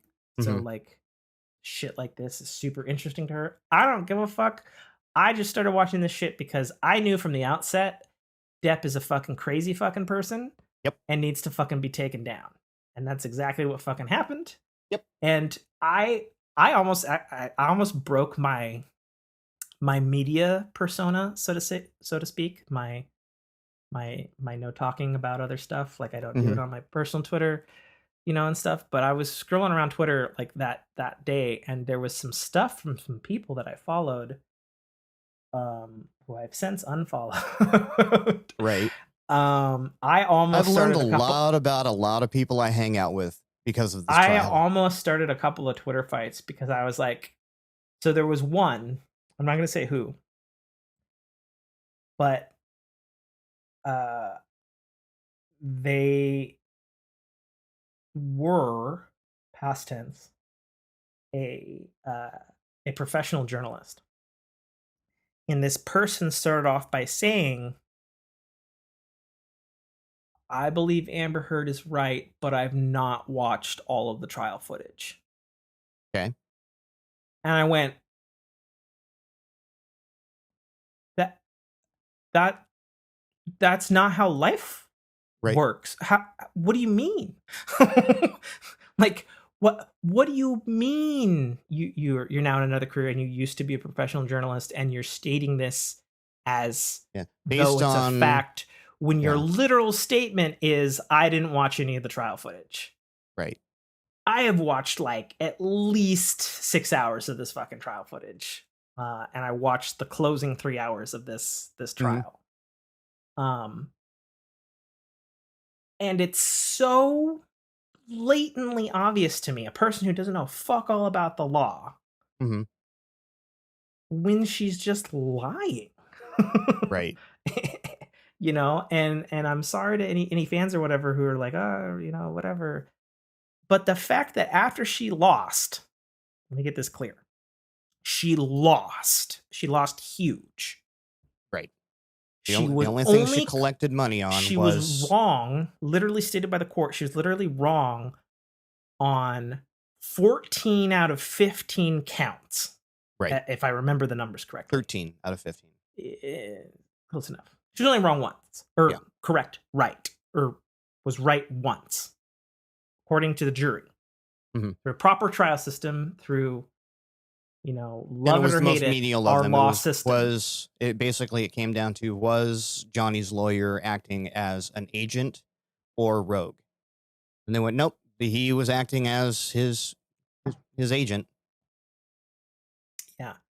And the fact that her fucking statement afterwards was, this is a huge blow to women and black women everywhere. Mm-hmm. I was like, what? White girl says what? Right. That is the what? My my tolerance for sanity at that point was just like, you were literally proven in trial to be like an extreme level of narcissist, and this like like your first fucking statement was that, Yeah. and then I fucking saw the head lawyer gal on, she went on the fucking morning, the morning show. Her lawyer. Yeah, her lawyer went on the Yeah. morning show like the next day, and the dude interviewing her was like, do you admit any responsibility into how the case went? And her Amber Heard's lawyer was just like, well, and I was like, what the fuck? What do you mean, well, Well, yeah. Like, you're a lawyer. Right. What the fuck? You don't get to choose your client sometimes. You You got to know, represent them. You got to do and your job. the thing that I hate about this whole thing is how long it went on, because Yeah. I certainly didn't want to watch all this stuff all the time, but Jessica would be like, ooh, this thing. And then because she was doing it, like, I was fucking paying attention to it. So then on our lunch break, I'd be like, oh, did you hear this fucking thing at this point in the case? Because, and like, At the end of the day, nobody won. I mean, Someone got money, Johnny but Depp nobody won. No, not really. I mean, did he? Do you think he's ever going to get his reputation back? Because, for whatever you want to take of what came out of her mouth, the audio tapes, the whatever, the Sure. videos and shit like that, that doesn't just go away, and that's not just suddenly untrue, right? I'm not trying to say that Right. Johnny Depp is a fucking saint. Exactly. What this trial proved to me is that Johnny Depp is the same fucking person he's always fucking been. Right. And that Amber Heard is fucking crazy. But now Like, it's out. that's what the trial again, it's proved to like me. now it's out. It's out in the public now for everyone to say this is why. Before it was, well, there's this rumor that he's kind of difficult to work with. Now it's out in the public, so he didn't really win in this case. Like, yeah, okay. I mean, when you're being came out dragged ahead. through, when you're being dragged through the mud like this, Yeah. Like, she got dragged through the mud, he got dragged through the mud, of course. Mhm. Like, it doesn't magically, and he even said in the case, in the courtroom, do you think this is why you were dropped from Pirate 6? And he was like, yes, I do think this is why I was dropped from Pirate 6. And they're like, well, if you're like all free and clear at the end of the court case, like, would you do Pirates again? And then he was like, no, because they didn't believe me on the fact that I have this history of work and like I'm a known quantity. So no, I wouldn't go back and work for them. And honestly, if I were him too, I'd be like, yeah, sure. No, I'm not going to go play one of your most famous fucking characters presently in Disney, again, after you guys ejected me from a project. Yeah, without Sure. even doing the due diligence. Right, which was also a little weird from a Disney standpoint. Like, I understand Disney's so cutthroat and that stuff, Mhm. but even with like the all of the fucking Warner Brothers shit, there was like some due diligence, Mhm. like with all the different fucking fires that are going on at Warner Brothers right now. You know, um, I don't know. It's just so fucking Yeah. frustrating, Yeah. man. It's just so fucking frustrating. Like, I'm so fucking over it. Amber Heard's a fucking crazy bitch, and Johnny Depp is the same fucking person he always was, drugs Right. and all. you know, is that a better person than Amber Heard? Apparently, but still drugs and all. Like Right. it's The train wreck. this It's it yeah. it It's last lap of the Indy 500, and four cars just went into the wall. The Johnny Depp is 100% the rock star persona, drugs and all, but by all accounts pretty mellow to deal with, even if he was high or drunk as fuck. Versus the chick who breaks the bottles and stabs people. Right. like, it's like, okay. Anyways. Okay, you wanted to bring it up. Yeah.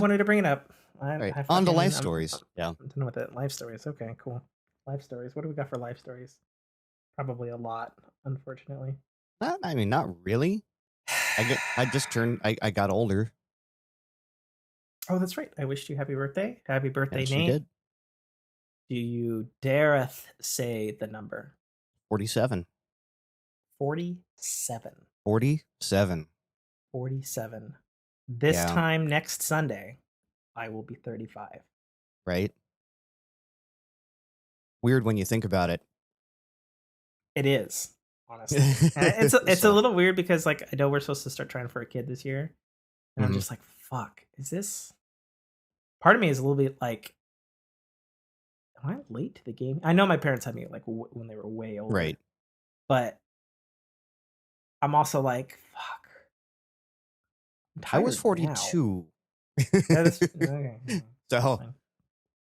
Well, okay, so like hypothetically, like the math, right? So if I'm 35, mhm, we hypothetically start trying, mhm, and either something happens right off the bat, or what I'm more hoping for, the start of next year, something mhm. happens.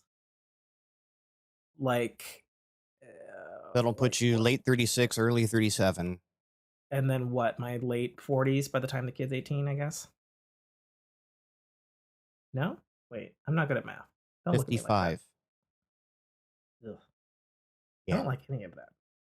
I don't, ugh. I don't like any of that. See Yeah. the 47, 18. That's, yeah. 50, 55, 65. I don't know. I don't know. 65. I don't like any of that. I don't like any of Yeah. that. No. No. Mm-mm. That was one of the downsides of when we started. I'm like, that means, let's see, if I have her now and I'm 42, by the time she turns 18, I'll be 60. Fuck. So this is a deep cut. You don't have to answer this question. Hmm. How did the men age in your family? Are you guys pretty stable by that age? What do you mean? Oh, as far as Like it's hit or miss. coherent body functioning, Yeah. like wits about you. Well, yeah, we're either fully functioning, capable, or dead. Oh, So well, I mean it's that's always it's a kind of possibility. a tale of two extremes. Yeah. Yeah. Okay. Um, we don't start like my grandfather had his full faculties all the way up until his late 80s, early 90s before it started to, you Mhm. know, the light started going out there. My father's, for the most part, very, very capable, very, very adept. His older brother is starting to have some issues now, but again, um, went hard in the paint for many, many years as a kid, right? Went Between hard in the in the paint. paint, yes, You it's might a have to basketball explain that. reference. Oh, it's a basket. Yeah, that's Yeah, why I was gonna say you're gonna have to explain that yeah, reference to me then. yeah. Sorry. Driving the hoop, you're gonna take some knocks along the way, right? Okay. Okay. So yeah, drugs, alcohol, all that stuff. It's catching up to him, and he's in his mid 70s. So, Yeah. Okay. mother's side of my Okay. family, pretty good there. Father's side of my family, I just lost an uncle, 2 weeks ago? Well, I lost my grandma So, yeah, 2 weeks ago, three about weeks the ago, same time. whatever it was. Yeah. So, yeah, Um, here I am sitting at 47. Just, I got the reality is I've got more years behind me than I probably do in front of I want to say me. something nice here, but I don't like how to. I mean, you're right, probably. Right? I mean, You're that's right, it. probably. Yeah. Like, that's just what it is. Yeah, 94 is Um, a 94 is a pretty big, if I can make it to 95, then I'm wrong as of this moment. yeah. So, Um, so my life things. One, I fucking decided to take a fucking Pac-Man sized bite out of my arm. It's healed now. I don't. I think you can see like a little bit of a mark. Yeah, I can't turn not at my arm all. that Yeah. that much. But the pictures are in the Discord. It's pretty gnarly. I was not paying attention when I stood at extended ladder upright. And I didn't I have the didn't see the latches. pictures. In the life stories, posted 5/23. Oh, okay. Yeah, yeah, yeah. Yeah, that thing. And actually, the picture there is with the blood cleaned off. Like the two skin flaps were Right. like a little fucking flappy fucking elephant ear. Um, but I like gauzed it and ointmented it and stuff Mhm. for a fucking week and a half, man. And two things happened. One, made me realize I don't have enough medical equipment in the house, so fix that. Number two was fuck. I'm at an age where, despite good medical treatment, Boy Scout and stuff, and I actually checked with a doctor friend of mine. I was like, you do this and this. I did this. I did this good. He's like, yeah, I do all that stuff. Good job. And I was like, sweet, still got it. Because it's been a minute since I've self-inflicted some kind of Mm. semi-permanent damage into me. But the reality set in after a week when it wasn't fully healed, and I was like, hmm, healing a lot slower these days. That's cool. Mhm. And I know, Yeah. I know, as you get older, that just gets worse. I was like, fuck. So I bought a fucking huge 24 pack of that fucking like wrap shit on fucking Amazon. I was like, nope, we're gonna get a big old case of this shit just in case, and fucking more gauze pads and more shit. I was like, fucking whatever. So our next story is moving on. Our friend Daniel Musselman, personal friend, Fork Fam moderator on Mhm. Discord. He just returned from a month-long trip to back to where he's from in Philadelphia, and or Pennsylvania, I don't know, somewhere in Philadelphia.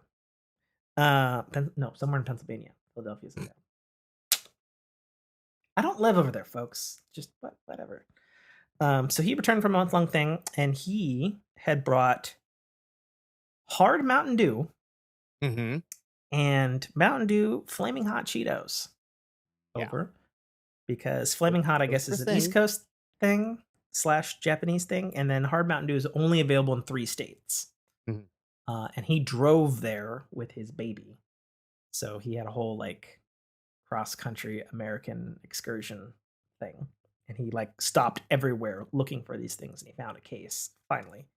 Brought it all the way back to Washington State, had me try these things, only to break the news to me that he's got orders and he's moving back east permanently because he's Air Force, and so he's Oh. moving to Virginia. I was like, So I'm he so got sad. you nice and liquored up and then dropped the bad news on you. He actually dropped the bad news on me first, but you Oh, know, okay. kind of That's a soften the blow, I bummer. suppose. Yeah, I'm actually super bummed about it. I'm way more bummed about it than I thought, and I've been trying to take stock of our very awkward relationship, because he's like probably the newest friend that I have. Like I've known you Mhm. longer, Okay. but because it was he was married to, or at the time I guess they were dating. Um, he's with my wife's best friend, and it was my wife wanted to do something with her best friend. I was like a year new in her relationship, and Mhm. she's like, "We need to do a thing with them." And I was like, "This is new territory for me, so I guess we'll do it." Right. And and they were like, and they were both secretly hoping that their significant others didn't like hate each other and they got along so that they could do coupley things, right? Right. And of course, I've maybe told this story before on Fork, but here it is. He was trying. They had just moved into this tiny little apartment house thing, Mhm. and he was trying to mount this TV, but he didn't have any tools. Nor is he a construction worker or knew what he was doing. And Right. so I mounted his TV. I'd never fucking met him before, and here I am, fucking pulling tools out and fucking mounting his TV to the wall. You know, um, and like that's the story of me meeting Daniel, was mounting his fucking TV, and then he got me good and liquored up, and we were swapping stories around the fire and whatnot, and we've been pretty close friends ever since. And it's it's just kind of weird to take stock of, because I've been told I'm an acquired taste. I am I'm an acquired taste for sure. And so, I honestly can't think of like a new friend, quote unquote, in the last like 10 years. Like the only things I could think of, honestly, are like you and Mike List and Dame, Right. and I didn't meet you in person until last year. Right. And so it's like, I don't. Yeah, and again, it's you hit a certain age and it just stops. Like Oh, 100%. you stop socializing, you You know, stop going out, and then so where are you going to meet new people? well, I don't even think it's a socializing thing. I don't consider myself super social, but like Jessica says, I'm a social butterfly. I don't Mhm. believe that. I feel I probably have just as much social anxiety as anybody else. But maybe I weather it better because that's what you do as you get older. Right. But like I Take it. feel like for me, like it's very much that statement that probably everybody has heard, which is you get to a certain age and you're just like, nope, I know what kind of people I like, I know what kind of people Right. I don't like, and if they don't fit those fucking categories, cool, you're a Right. neighbor. Right. Or a work acquaintance who I'm nice to, Yeah. or your wife's friend that you tolerate or whatever. Yeah, but like even in a perfect scenario, like I've got a bunch of coworkers that on a fairly once a month, once every 2 months, we'll Mhm, go out and we'll like do a happy hour, or someone will like throw a barbecue at their house, right? And we'll get mhm, together for all the coworkers. And it's like I go there and it's like cool. I'm hanging out with the people that I work with, and they might bring their friend or their wife or their kids, and I'm like I'm not there to. I don't go and actively seek out these other people, right? Oh yeah, I brought my best friend to the to the barbecue. I'm like, cool, you can stay over there. Um, nice to know you. Like you just stop doing it, and like you get like you said, you know what you like, you know what you don't. mhm. Like I can only manage so many, you know, bowling pins at the same time. It's like trying to throw a new person into that dynamic. It's just like I don't want to. Like no offense to you, I just don't. I don't have enough. I can't. It's another new TV show in my brain, right? Exactly, exactly. You could be Stranger Things, and I'm missing out. You know what? Yeah, I'm good with the 6 shows that I can't watch already. yeah. And it's funny because I do live and I work with my best friend Brock, who's been on the show, and we've had a lot of talks about our relationship, especially since we're in business with each other. Mhm. And it's like we don't hang out at the house like ever or at all, with Right. the You exception see of each like, other every day, right? right, and I'm, that's fine. You have to just respect that, and it kind of sucks that it's like, oh man, I'd love to play this co-op game, and it's like, I know he's like 2 feet over there. Mhm. I could ask, and sometimes I do. Usually it's like, nah. Occasionally, once in a while, it's like, yeah, sure, let's do that. But you know, he makes a fair point of like, and he has said it because he's definitely an acquired taste type person too. You know, he said openly, and he's like, I don't need any fucking more friends. Like, Right. I've known you since I was fucking 4. I don't need any more friends. Like, you are my most tolerated person. And I was like, I get that. Right. You know, and it's like that's fine. You know, it's sometimes that's how it is. You know, and it's just so it's weird that uh, you know, I guess I probably feel a little more emotional about it with Daniel because I've had a lot of friends over the years, especially when I was a kid, where we would be friends with a military family, Hmm. and you know, I'd be friends with their kid, awesome, good time, and then they'd move, and I'd Yep. never fucking hear from them again. I have Yep. like fucking 6 old friends like that, never heard from, you know, before Facebook, all that shit. You know, maybe you'd get a card or a phone call, and then after a year, nothing. You know, Right. which you know is fine. That's the era. That's what happened. You move on. You Yeah, maybe make more friends over there. we didn't have the ways to reconnect like we used like we do now. Yeah, yeah. No, I it's could not move the to same. Switzerland tomorrow and still do this podcast with you. Right. My backdrop has Well, changed. Right. and it's funny. I've been arguing with Daniel because he had you not have been indisposed yesterday, I was gonna have Daniel on with Hmm. us. But he's like, I don't know, man. Like, I can't make it over that. And it's like, you don't have to be here. Like, you have to get over the fact that I would like to do stuff with you, but you're gonna have to do it digitally with me, like how we play games. Hmm. And he's like, well, how would that work with Skype? And I was like, you fucking play instruments and make music. You know how it fucking works. You record a fucking track on your goddamn PC. You open up.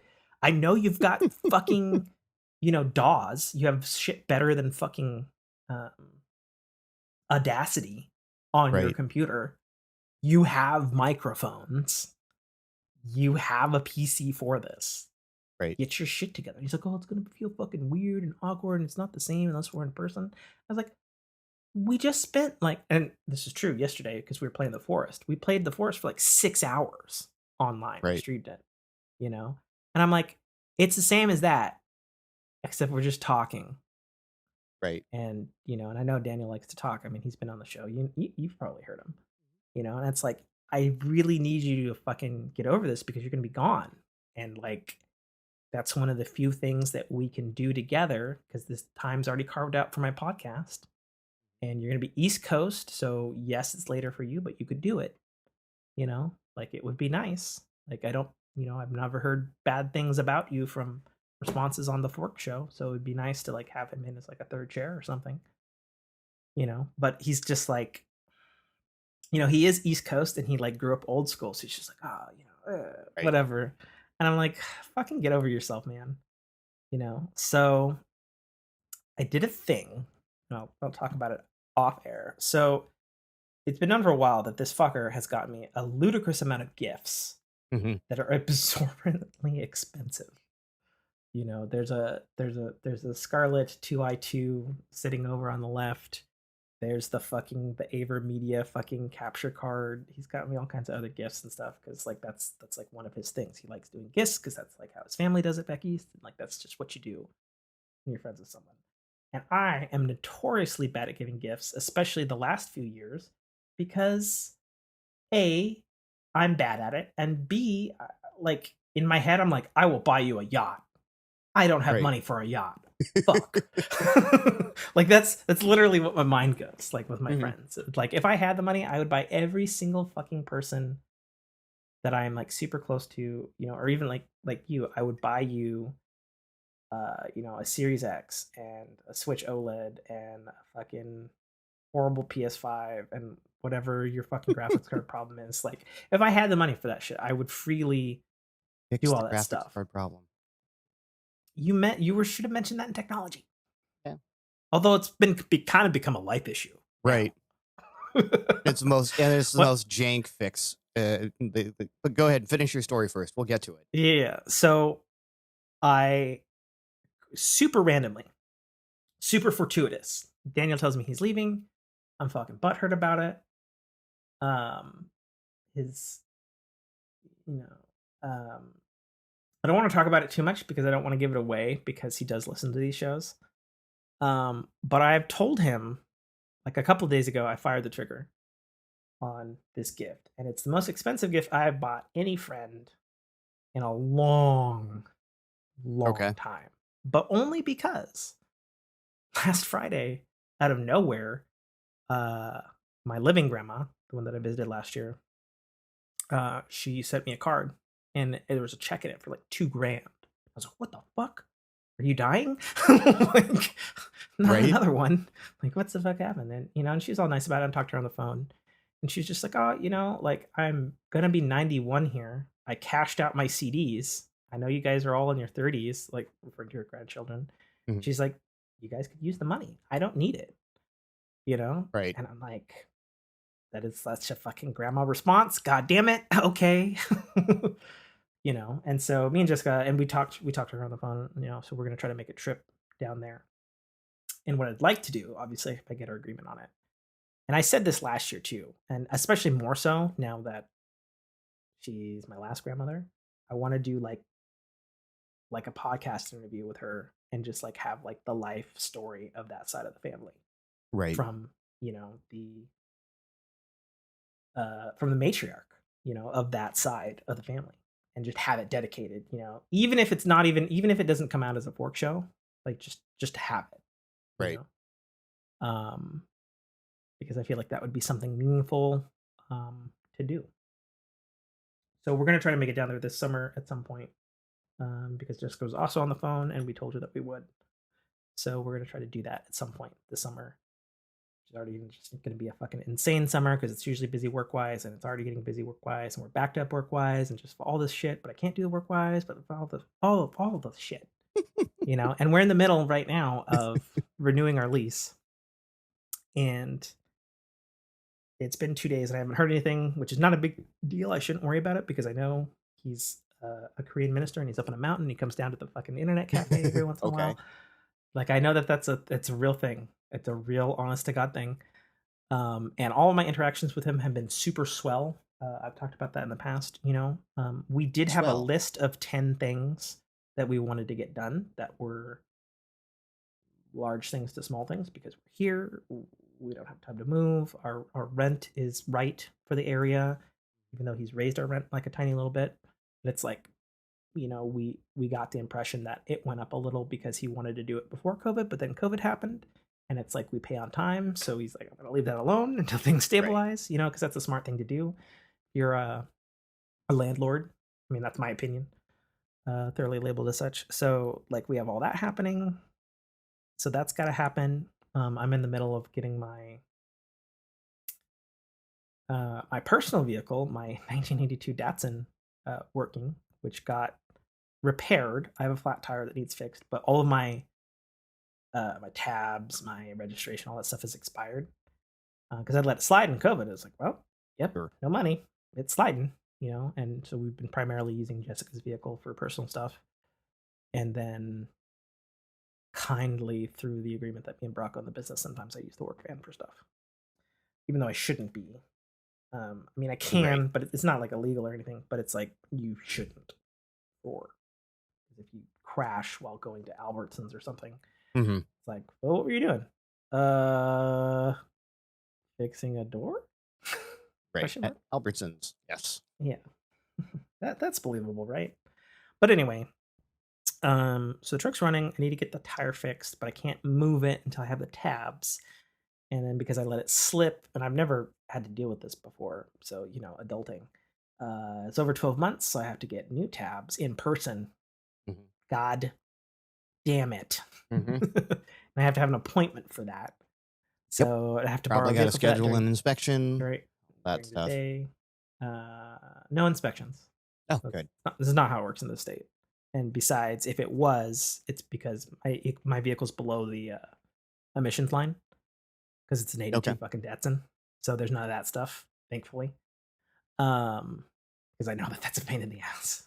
Because I remember when it was, and I did have to get an emission system, and that fucking sucked. I remember having to pay like $800 for a muffler one time. I was like, what the fuck? Why? You know, but so it goes. So there's all that shit happening. All of that stuff is happening. Um, and then in between all of that, I've been I've been putting myself on camera on stream a lot, Yeah. which is weird and new for me. And uh, I think I'm over the period of being uncomfortable on camera now, Hmm. which is nice because that was always kind of my thing, like why I didn't do it a lot to begin with. Like I was like, oh, people don't need to see this. This is not what people show up to see. They show up to see me being weird or funny Sure. or whatever. At least that's my opinion of my opinion. But again, like in case in point, like with us suddenly being able to do the video over for the podcast, yeah, and our audience, It's true. but it does um, definitely create a different dynamic in how we Yeah, and interact, as you've said, right? it's better. Yeah. It's better across the board. My equipment's better, camera's better, everything's, we've had a substantial upgrade on Mhm. Fork over the last year and a half. To be sure, Yeah. and I So, but think yeah, so being on camera when you stream, it gives that just that little extra. Like you're not giant. You're not like some of these guys. They'll take up the whole lower right hand corner or left hand corner. It's enough that if someone's watching, they can go, "Oh, he's laughing about this." Okay. Yeah. Or sure. he's physically face palming instead of going, "I just face palmed right now." Yeah, I have been. Right. It's weird. I'm conscious now of like, well, two things. One, I mean, I have the schedule set on my Twitch page for Saturday nights biweekly if I'm not podcasting, and then Tuesday nights for sure. Because for sure, no matter what, generally I'm streaming them. Because if there's no podcast, like I'm probably playing a game with Daniel. Then Tuesday nights, like unless I'm working, like I'm always playing Right. Siege or multiplayer or something. And then the rest is really just kind of bonus, even though it's been like multiple times a day. Um, like my entire time, barring a handful of my 183 hours on Elden Ring, is on Twitch somewhere and Mhm. probably exported to YouTube too by now. Which is crazy. Because it's like even when I started, and I started a little bit before Elden Ring with all this streaming stuff, like I never expected to stream so much. Right. And it just became a byproduct of I'm enjoying the fuck out of this game. I'm sitting on the couch. I don't have work. I might as well, Right. And most of the time I'm on cam with Mike. And every once in a while I'll be like, you know what? I don't feel like talking tonight. I'll have the cam on so you can see me face palm, but I'll Mhm. say it in the stream title, And then every once in a while he'll be like, nah, I just want to be off cam. I look gross today. No, Yeah. no, nothing. But you can see me play. And it's interesting because like I still it still baffles me that like people show up Mhm. for that stuff. And I'm just like, are you a bot, man? Like, how? You know?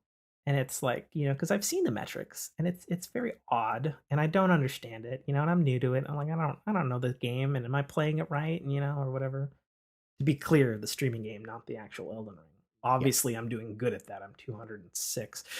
Um like, But that's why you but get it's people weird. coming and watching because again, you're 206 and they're probably 86 6 or Yeah, well, and I've noticed like I'll get like a decent amount of, you know, 3, 4, 5, whatever, when I labeled my stream on Ring, um, helping the lowly tarnished. Because tarnished is what you're called in the game, and you're always called lowly because you're a piece of shit at the beginning. That's literally what they say in the story. right. And I'm helping, my in-laws, my friends and stuff get through stuff, and it's weird because part of my stuff has kind of become like a live walkthrough of how Mhm. to do stuff. And it's funny to me because like as someone who watches a lot of that stuff just to get good at a game or whatever, it's interesting that I have that kind of stuff because I never expected to do that kind of stuff. Right.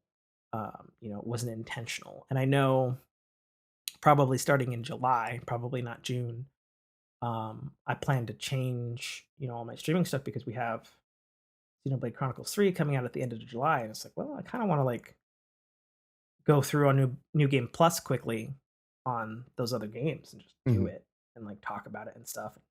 Get back into that because it's a totally different kind of game than what I'm presently playing. Just to do something different, because the last week I did experience a little bit of like, I think I was talking to my wife about it, and she's like, "Cool, you got off work early. I hate you, but I understand." Like, Right. we've probably been playing Elden Ring for like 8 hours, and like, I think it was like Thursday and Wednesday last week, and I was like, "No, I'm not playing any game right now." She's like, "What are you doing? Are you broken?"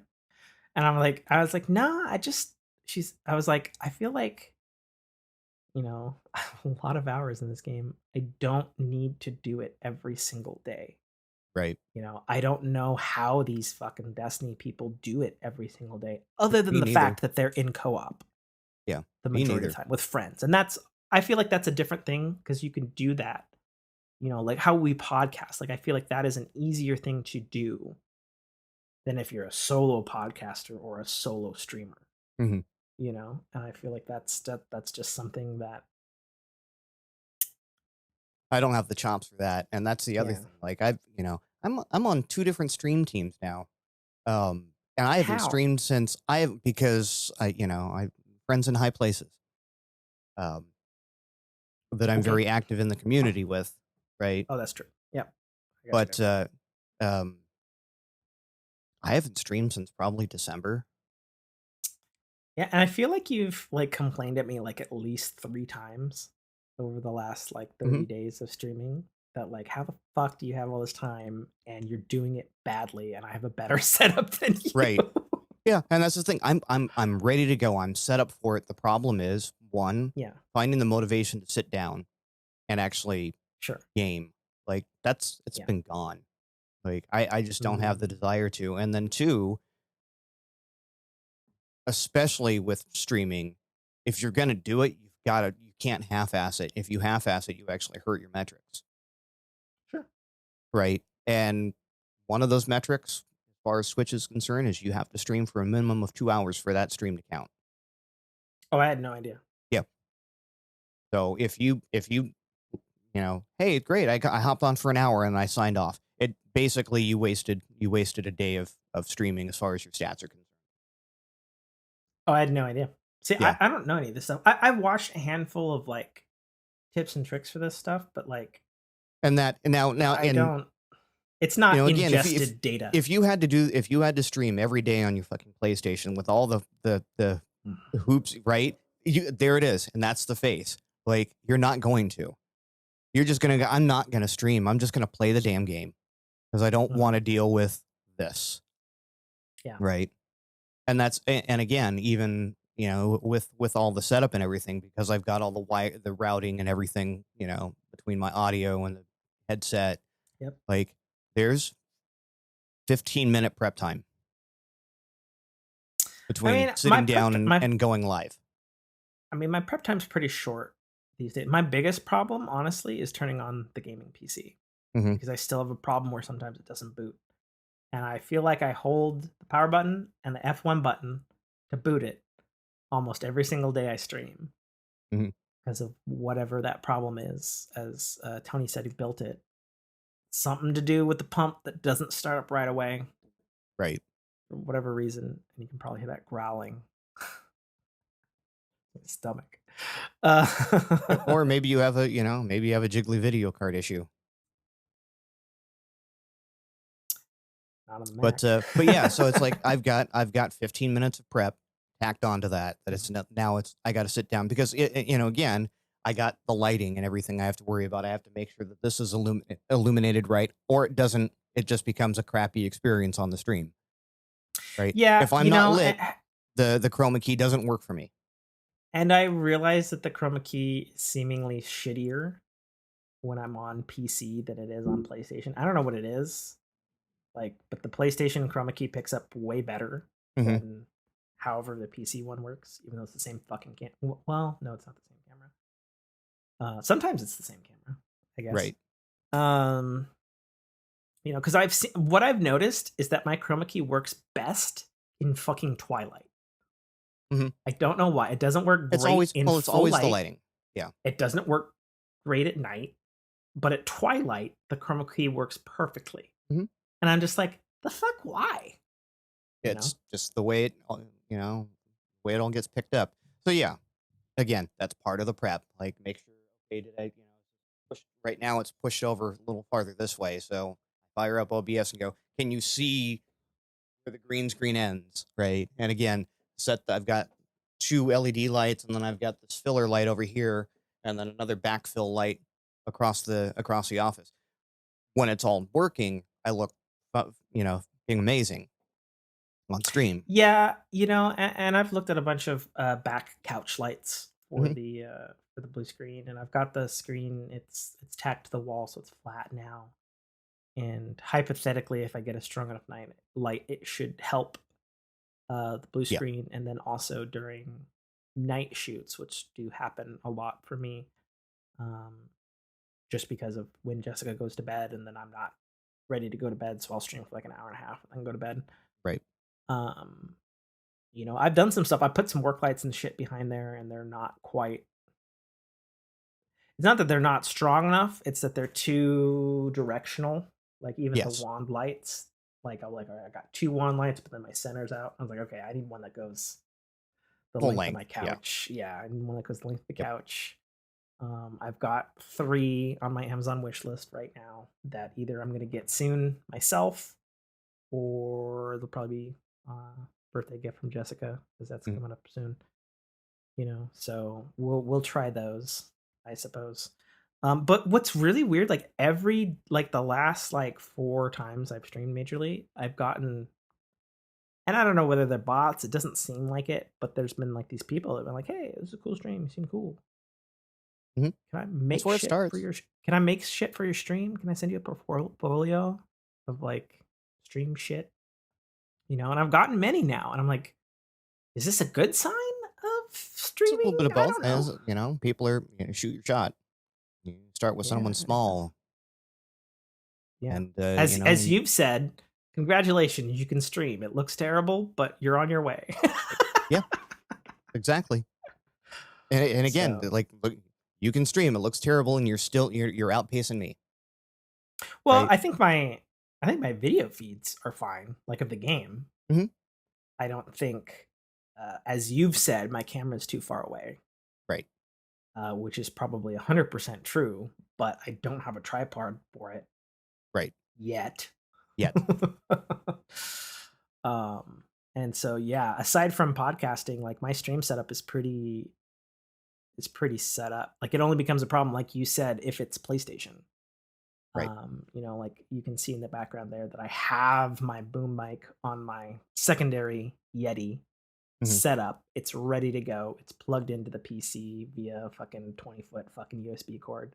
Hmm. And the camera that's above here, which is usually routed onto the TV, I've already got the cable. Like I just unplug this and I plug it in where the TV is because the extension's already Hmm. in the PC. So that's pretty minimal. But if it's PlayStation, then I gotta unplug HDMI's. I gotta switch shit around. I Hmm. have to plug that Yeti mic into that USB plug on the fucking PlayStation. I have to remember to do that, and Right. it's just so fucking stupid considering how And elaborate my and setup has yeah, and gotten. then again, like, I also still need to use this desk, this office as an office. So it's not I like mean, there's a few things that I can kind of leave in state, but yeah. it I mean, does make for some interesting things. sure, and I think that I'm fortunate that I have 2 offices, so to speak. Mhm. This is like my gaming office, so to speak, my personal computer, and I do have another room with another computer and a proper office space for my day job. Mhm. Um, and I actually think that is very fortunate, Mhm. because it does help get in work mode, Right. so to It's speak, definitely instead of just healthier. like, Yeah. yeah. I've had people Well, that and then like in my case, I've got one computer for everything. It's my gaming, it's Mhm. my work, it's whatever. And they go like, I can't turn off work mode and get into game mode, and it's like, put a second login on your computer, change the Yeah. wallpaper. Just something Yeah. as So silly as that. So you log out of work, you log in, and you've got this colorful whatever pew pew kitten, wallpaper in the background, and it's just now your brain's out of work mode. yeah, so it's funny, because I do 100% do that, not just for my work computers downstairs, but so when I do have to use this computer, since it's the newest computer, I do Mhm. have a login for my work. It's a separate Mac login, Mac, all that sort of stuff. And my desktop wallpapers, like my gaming PC, it's a glorious exploded view of the Series X and all of its components. Nice. On my Mac, it's still, since probably November. Cool. Somebody's car alarm is going off. It's the art of Halo Infinite because it's still fucking gorgeous and beautiful to me. So that's Nice. my Mac right now. But on my work side of this Mac, and then also my work computer downstairs, I have abstract monotone black and white Mhm. architecture. I have that on rotation, on the wallpaper every minute or whatever, to specifically know, okay, this is work. It's kind of Yep. pretty, but it's serious. I've got You a know. I've got a beautiful scenery of, I want to say it's the San Francisco Bay Bridge. It might be one of the bridges Okay. in New York or something, with a someone photoshopped in a Star Destroyer hovering over it. Oh yeah. Don't hate me from what I'm about to say, but my dad loves those pictures all the time. That's what he Mhm. has on his desktop on his computer. Yeah, but it's great. It's like that right mix of, oh, that's a beautiful scene. Is that a Star Destroyer? Yes, yes, it is. Yeah, yeah, for sure. Oh my god. Oh god. Well, that's it, ain't it? No, that's not it. No. No, you had a picture of a shot glass that says tails on it. Oh fuck. I didn't talk about the Mountain Dew. Oh, and then the So you tails did thing. talk about the Mountain Dew, but I didn't talk about how it tasted. no. For And then start there was so for also starters, the Jessica from McChevron. oh Jesus Christ. Okay, so the shot glass thing, really easy. I was fucking doing dishes as I do, because I'm the only one who fucking does dishes around here. And I opened the cupboard. There's a shot glass. And it was full. I'm like, how long has this been in here? What is this from? What? Why is it full? It was just in the cabinet. What the fuck? I was so bewildered. I took a picture of it and sent it to Jessica. I was like, what? What is this? It was water, thankfully. Like, I'm glad it wasn't like cream or schnapps or something, Right. But at the same time, why was there a full shot glass full of water where the dry, clean dishes go? It perplexed me. Okay. It's a mystery, and we're never going to know why. But I felt like complaining about it, so there you go. It like annoyed me so much. I was like, what the fuck is this? Is this like a terrible ghost that's like the ghost that pulls pranks, but it's like, yeah, I'm gonna fill the glass full of water and hide it behind the couch. Right. Like, what? That's a terrible prank. Like, you're a fucking garbage ghost from a fucking sitcom or something. Like, what the fuck? Oh my gosh. Like, that's what it felt like. It was so That stupid. cat, really? Holy shit. That cat wants to be your meta VR. So the McChevron thing. So that was um that was a frustration for me and an embarrassment for Jessica. She's probably gonna bitch at me for talking about it, but I'm talking about it. So apparently, she was supposed to get a new debit card Hmm. for some month. Didn't receive one, and of course, like debit cards do, the old one is not worky. Hmm. I just went through this. Um, so she was like, "Oh, I'm leaving work. I don't know if I'm gonna make it back home." And I'm like, "What do you mean you're not gonna make it back home, wife?" she's like, well, I tried to fill up with gas, but I couldn't because my card was dead. I was like, did you fucking try Apple Pay at a fucking reader? And she's like, it did, but it was declined. And I was like, so your account's fucked up. And she's like, well, I think it's because I didn't get my debit card. I was like, why didn't you get your fucking debit card? And she's like, I don't know. I was like, They're okay, supposed to cool. send you one. It's true. They are. So the long story short on that, now that she's looked into it, and my yelling at the frustration with the bank that she's at, because the bank that I'm at can print you a new fucking card on the spot, Mhm. as they should. And this one, A, they can't. And B, she didn't get a card because all of her stuff finally changed on the state registry thing. So her card, had a different last name on it a Mhm. year ago and now has my last name on it. And she needed to like come in with like her fucking marriage certificate and all this fucking garbage. And I was like, what the fuck? If that's been your only bank forever and they can't fucking handle that transition, Right. or at least let you know you need to do that, that's some fucking bullshit. And fuck them, you know. Banks have Um, just gotten shystery lately. Like I went through this where I know my really? card was expiring. I was waiting for the new one to show in the mail. After a month, I walk in the Mm-hmm. bank. I'm like, did you guys send it? Because this thing's about to expire. Like, I don't know what to do if that's the case. And they're like, well, we, Yeah. we sent one a month ago. If it hasn't showed up, we'll go ahead and reissue a new one. It'll show up in 3 days. 3 days later, the original card showed up. It Mm. doesn't work because they Well, just that's deactivated crazy it. because they told her 2 weeks for a new card. I'm like, what? They It's put a a rush fucking on it. Yeah. card. The My original ass. two card took weeks is too long. the original card took 5 weeks to show up. It took the month and then another week. Like, Yeah. It's anyway. It's dumb. yeah. So anyway, I had to, because I don't have a vehicle. I had to be like, yo, I need to borrow the work van, and I got to go across town to go give her my card so she can have gas so she can make it back Hmm. home. It wasn't a big deal, but it was just like in my I love my wife. Um in my head, I'm going over all of the things that you should have prepared if you're a vehicle driver. I was like, okay, why don't you have a fucking 5-gallon tank of gas in your trunk? Why don't you have this?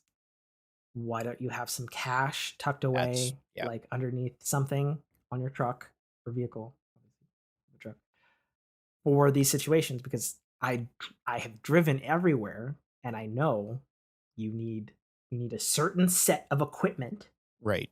in case I like shit goes sideways. I won't keep a tank of gas in my trunk. That's just dangerous, especially out here in California. Well, Right. and I understand that from a Californian thing, and obviously she's from California, so it's not really thinking of that. Here, it's But yeah, fine, keep obviously. a $20 bill in your ashtray or whatever, right? In your Well, glove and box. and, and my thing from the tank, the gas can is like, well, keep it in the garage, and if you're low that morning, top up. Right. 'Cause she's got a modern vehicle, so it's very fuel economic and all that sort of shit, unlike anything I drive, you know. But it's like you should do these things, you know. Yeah. Wife will Um, we've got a little tracker thing from our cell phone company that plugs into the ODB, and it sends me warnings when the fuel level gets low. the tracker thing from the phone company. It also provides Wi-Fi for the What? car. Yeah, it basically it's a Wi-Fi hub hotspot for the car, and it has And you have this because? we have the two kids and their tablets. Uh, okay, I Yeah, get it. Okay, that's fine. Sure. so but yeah, so I'll get these alerts. Fuel 0%. I'm like, come on, honey. Oh, really? Does Oh she do yeah, that? oh Oh yeah. no. She's been doing it since I met her when she was, a youngin'. Drive the car until the gas light comes on and then keep driving. So my thing on that, I guess, being 35 is, and driving an 82 Datsun is, well, sometimes the fuel light comes on, sometimes it ain't. Mhm. You got to be prepared for that. Like fucking. My motorcycle didn't Sometimes have a that fuel means gauge. you can go 100 Yeah. miles. Sometimes that means my motorcycle you're didn't have a fucked. fuel gauge, and you basically had a reserve knob on it. So you'd be right along, all of a sudden, reach down, turn the knob, Yep. and then you've got a gallon. So Mhm. you've got 40 miles to get wherever you need to put gas in this thing. Otherwise, you're dead.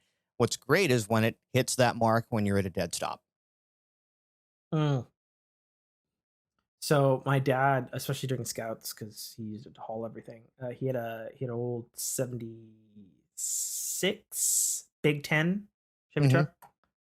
Big old fucking huge Mm-hmm. ass. Got enough fucking room in the fucking engine compartment to store like 20 dead bodies. Like fucking Right. big fucking truck. He had a whole fucking secondary like 35-gallon tank Right. that he could flip over because he used it to haul like all of like the Boy Scout equipment and stuff like all across the fucking state for different fucking camps and stuff. Mm-hmm.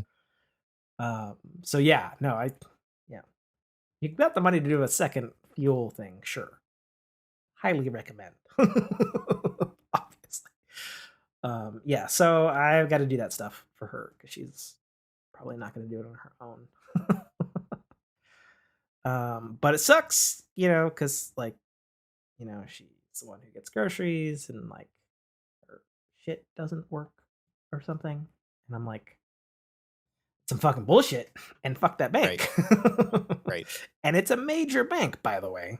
It's Mm-hmm. not a small one. So is mine. It's a name brand, so to Mm-hmm. speak. And I'm like, the fact that they're like this is bad. Mm-hmm. I'm just saying from experience, having gone through many banks. So yeah, so there's that. That was that experience. But I guess it was also weird because like I hadn't had to like quote unquote rescue my wife from something so far. So there's a little bit of that like man mode activate. Wife's in danger. Da-da-la. Like fucking shit. But also was a little bit irritated about it. Yeah. God damn You it. have to be. I could have been gaming right now. Do you know that? I actually was. Yeah. Ironically, I was streaming Elden Ring and I was helping her sister through some difficult fucking shit on Elden Ring. I was like, God damn it. I was like, I gotta go rescue your sister. What'd you do? Which is probably pretty concerning since Jessica's like the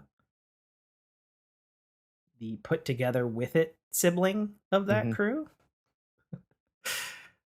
So they're like, oh fuck, is she okay? I was like, yeah, no, she's fine. I just gotta gas.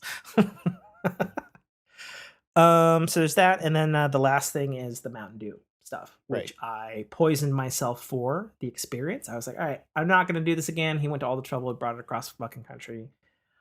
I'm gonna drink the malted liquor that I can't have. Right. So I actually have one of the cans behind me. So the regular Mountain Dew one. Doesn't taste like Mountain Dew. I was like, what the fuck is this garbage? This doesn't taste like Mountain Dew at all. This is terrible. Don't drink it. It's like a lime. It's like a Mike's Hard Lemonade it's a zero soda sugar. lime. Yeah. But it doesn't taste like Mountain Dew. And it's like, come on, at least put the fucking syrup in it. Jesus. So that was terrible. They've all got like wacky names. You can look them up online. I don't know what they are off the top of my head, but like one's like Eagle Fury and Red Bear and Shark Attack and shit like this because it's Mountain Dew. So they had a code red variant. It was weird and like tasted like something else, cherry-y, cotton candy. They had one other flavor. It was also bad. And then strangely, they had a Baja Blast version. And it tasted spot on. I was like, all right, here we go. This actually tastes like Mountain Dew and is actually a malted beverage. Hooray that we had to go through a fucking 4 flavor pack before you could get the fucking flavor right. Um, we were legitimately disappointed, especially Daniel, because we both love Mountain Dew. And of course, he makes fun of the fact that I can't have things because I'm allergic to everything. And so like we both love Mountain Dew, and we're like, man, this is the most disappointing fucking Mountain Dew product we've ever put in our mouths because it doesn't taste like it until we got to the Baja Blast. And we're like, okay, And they then got you had the one out of flaming hot one, 4. right? Oh, and so then the flaming hot one is it's just like a regular ass Mountain Dew with high fructose corn syrup. So I put that in my body, and so I took a shot of that. To be clear, I didn't drink the whole Okay. thing. We did chaser, we did malted liquor Mountain Dew, and then we did chaser shots of fucking hot Cheeto Mountain Dew, like a bunch of weird nerds. It's awful. There's no fucking I could not have imagined any scenario where it would not have been. surprise. Right? It's terrible. Surprise, you put hot cheese in your soda. I mean, I don't know if it actually had cheese in it or if it was just cheese flavored. Well, even if if it was real, even it's still or cheese flavor. It's a cheese flavored soda. It was what it tasted like was watermelon Mountain Dew with a hint of sriracha. That's what it fucking tasted like. Ew. Right? God. Like if you want to do like the flaming hot, and brand it on like a michelada or something like that, maybe that works. But no. I'm telling you, these people who buy flaming hot Cheetos mac and cheese and drink flaming hot Cheetos fucking Mountain Dew, I honestly feel like they should maybe be on the stand with Amber Heard. I'm just saying. Well, they've either that or they've done so guys. many. Yeah, they've done so much screwed up crap that their taste buds are just wrecked, and they're doing this so they can have some semblance of feeling. Yeah, it's oh man, I don't know. It's fucking weird. All right, have you squeezed everything out of me? We fucking yes. Hey, we're gonna do a 2-hour podcast. Let's do 4 fucking hours. Let's go. Yeah. You're the one that said it's not. It doesn't have to be 3 hours, and I laughed. I laughed when that came through. I'm like, you're right. You talking about? But whose fault is it? Is it mine or is it yours? It's both. Okay. We yammer. Okay. Yeah. And I would say, if we did this weekly, it wouldn't be as bad. No, that's a lie too. Part of me would like to believe that it wouldn't be that bad. But in my defense, I feel like we had a lot of pent up stuff. Yes. Because we did do 2 comic book interviews back to back, and yes, we got back to a sort of regular show with Greg. But we still held some stuff back because we didn't want to spoil certain things for him and whatnot. That and we had already done an hour and a half and another hour and a half. Like that would have been a 6-hour day had we done a. Dude, so the true fact behind this, inside baseball, and it wasn't recorded. So after you got off, he talked to me in private for like another hour and a half, 2 hours. I believe it. And finally at like 3 a.m. or some shit, or 4 a.m. or something, he's like, dude, I'm dead. It's like, dude, you're the one who talked to me for so long after fucking Nate left, man, and we stopped rolling. It's a fantastic talk. He's a great dude. He's very cool. But I was so fucking dead. Like when I woke up Sunday, I was like, none of these shows are getting edited today. It's not happening. Right. I don't have it in me. I'm fucking dead. Like I couldn't get my files to you because I didn't have a computer. Because honestly, I didn't even think about it. I just took my files and I edited them. Fine. I don't think I even asked you for the files. No, but you did have that problem, so it was fine. Not having that problem anymore. It took 4 Duplo blocks. Oh yeah, you should have said that like 3 hours ago in the show. Yeah. So you used Duplo blocks. Mm-hmm. For those who don't fucking know or have kids or good memories of your own chunky Legos, childhood, chunky Legos. What is it? Ages 8 and below sized Legos. Yeah, they're real Legos and technically fit with the other Legos. But So they're yeah, 4 of big. those were perfect to wedge under the edge of the video card, and I've bang. I'm not gonna bang because it'd be the one time it doesn't freaking work. Um, but yeah, I've run into stuff, I've slammed stuff down, no problem. And I've also noticed, before I was gaming, I'd get a high pitch voltage whine, depending on. Oh, that would be the voltage trying to connect to the connectors because Uh it's huh. sliding out and the how electricity wants to be on that flow. Yeah. So yeah, and it was Ugh. always like it was frame rate dependent. So I'd get to, I'd be doing a scene and that's all of a sudden, and I'm like, what is this? And I looked it up, and it was a known. It's a known thing with certain graphics cards that the voltage regulators just whine, and there's nothing you Yeah, can do about it. And I'm like, well, that's just the lot that I have. But ever since I've wedged that thing under there, it's gone. it's true because there's a model of PS5 that has a whine because Hmm. of that very reason. Because there are at this point there are 3 variant chipset models for the PS5 now, Hmm. and one of them, which is a launch one, has that whine specifically because of that reason. All I right, think. let's get out of here. Yep. Let's do it. Let's fucking go. You can't see this, Fork fam, but like I put on a fucking sports shirt and I'm glad I did because it was cold in here, and then we recorded for 4 hours, And and it so I gets hot have in here. just nastiness coming out of the fucking armpits right now. The fucking black pleather chair. I'm facing the sun. It fucking sucks. The rain that I said was going to happen didn't fucking happen. The sun decided to come out. Bunch of garbage. I had to turn up my blinds at some point. Again, Stupid fucking weather. your state will never let me see the rain because they're trying to fool me into moving there. And as soon as I move there, it's just gonna be nothing but rain for a month, like everyone warns me about. Jesus Christ. All right. But yeah, you should move now. Yeah. We have a good aerospace industry up here. What are you talking about? Yep. Yep. We'll see. And We'll it's see the what cost of happens with living. the company buyout According. that's going through. So yeah, that'll be another episode. Yeah. Alrighty. This has All right. been Tim and Nate Fu, Working Your Podcast. Find all of our stuff at Dynamicworksproductions.com, including all my Twitch shit. Which I have to get better at saying because I don't say it on my stream. I like literally just don't say it. And Nate has Twitters. He technically has a Twitch. And Debuff Dad and still Guardians podcast thing? No? Yes? No, haven't done that in a hot minute. Kind of Okay. like the whiskey. Whiskey kind of on hiatus as well. Mm, So that's right. Chelsea. All right. Get forked. Yep.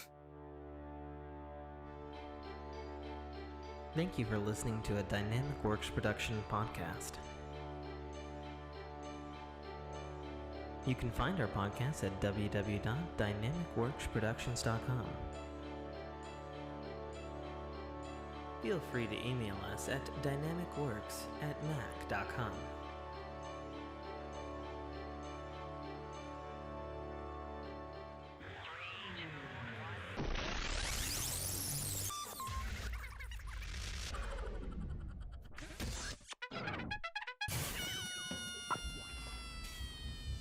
This is Dominic Armato, the voice of Guybrush Threepwood, and you're listening to a Dynamic Works production podcast.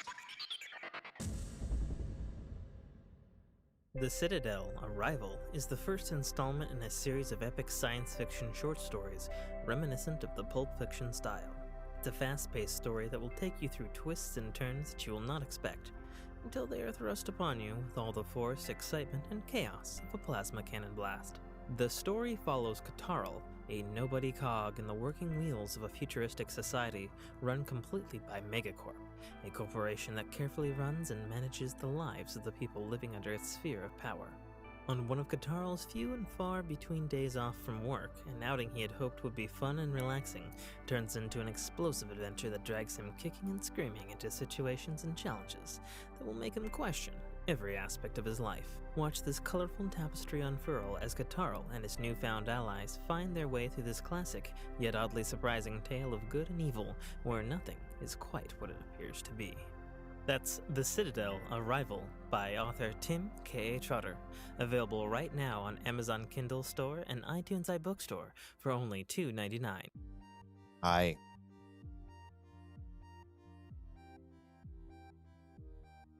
Here. Your Shit. camera's going all over the place. My camera? Yeah. Oh, yeah, it was like weirdly Like, on my focus. eyes. Focus. Yeah. Is it fine now? Yeah. Changed your angle. Slightly. I mean, I'm usually like this. But because this is not where the camera lives now. Right. Busy doing stream shit. Yeah. How's it been going? Oh, yeah. I mean, I do it. Fair enough. That's about it.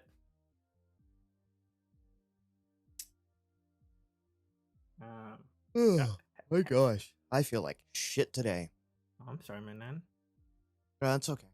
Drank way too much last night. I kind of And- had a feeling. Yeah. And for me, that means a lot was consumed if I drank too much. Yes. I figured it was safer to do today. Water. Water? No tea and honey? Is that bad from all the whiskey and or vodka? Actually, do you drink vodka? I don't remember. I don't. Okay. I'm not opposed to it. It just doesn't. Not my cup of tea, as it were.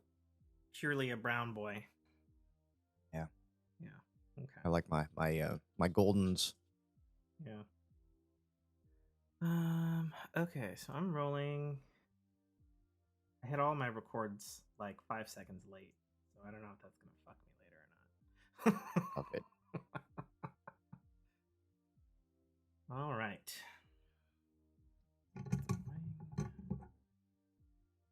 The ring.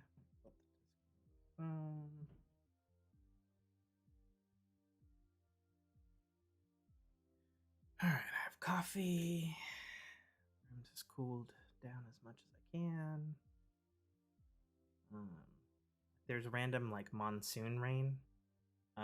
We're apparently getting our April showers now. Gotcha. Fairly. Well, right now we're kind of in between sieges of the rain right now. Yeah, it looks beautiful. Looks like sunny Seattle that I know. Sunny. Yeah. Every time I've come up there, it rains here all That's the a time. I curse think it's a word big around here, conspiracy sir. and lie to keep people from moving there. 'Cause every time I've gone up there, it hasn't rained. Oh, that's true. Yeah, when you're up, it was just like a regular ass summer. Mhm. Yeah. I've been up there a few times, and it's been a regular ass summer every time. Yeah, I am recording. Good. Your deck is rolling. Oh, my deck is rolling. Yeah, I'm such Okay. a freaking train wreck today. Yikes. Oh, Are you ready to get into it? All right. Let's get into it. All right. Okay. In 3, Got the Discord up. 2. Are you ready? Okay.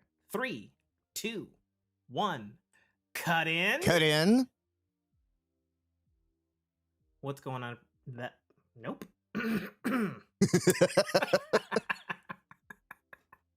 That's a nope on that start. All right, let's do that again. Haven't used your tongue in a while, have you? No, I do. It's just it's just the voice that takes over when you podcast. And it's not true. I've been doing Yes. all these comic book podcasts. What are you talking about? Like back to back. All right. In 3, 2, 1. Cut in. Cut in. Yeah. Well, and what here's where I'd like to us to get, especially as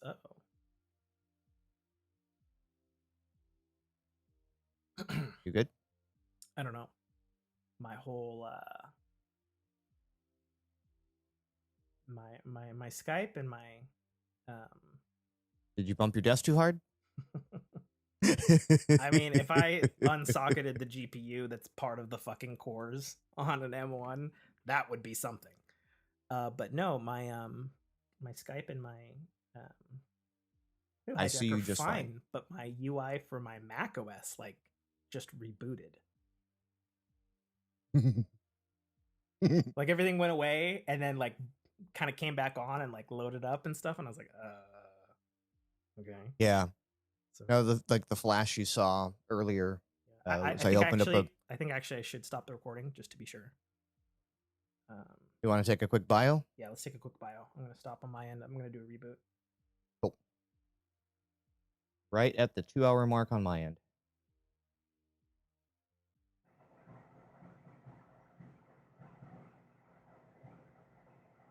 Reticulating files.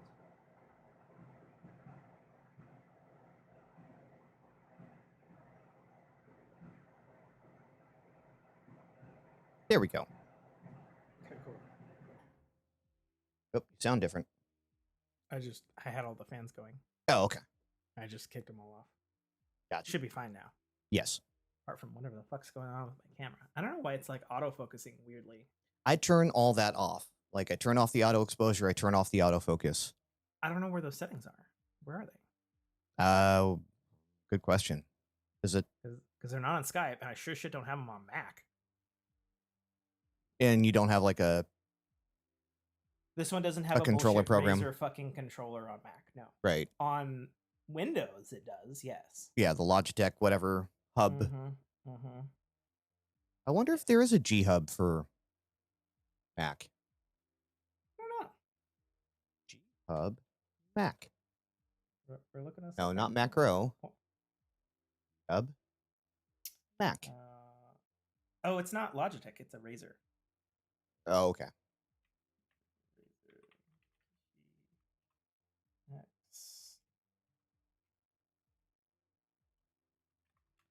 Razer Kishi X Max. Yeah, there's yeah. I have to use a cloud-based thing. No. Okay. iPhone Nope. for it. No. Nope. I don't think so. Nope. Yeah. macOS is fine. But again, that's there's a reason I went with certain brands for certain things. Like I said, I went with this one for it's compatible with all my devices, and because it's got one of the better low light Yes. stuff, which it really does. Yeah. It really does. All right, everything's been rolling since I popped back in. Same. I'm rolling too, so we can cut back in. Sweet. Yeah, let's do that. All right, you ready? Yep. In 3, 2, 1, cut in. Cut in.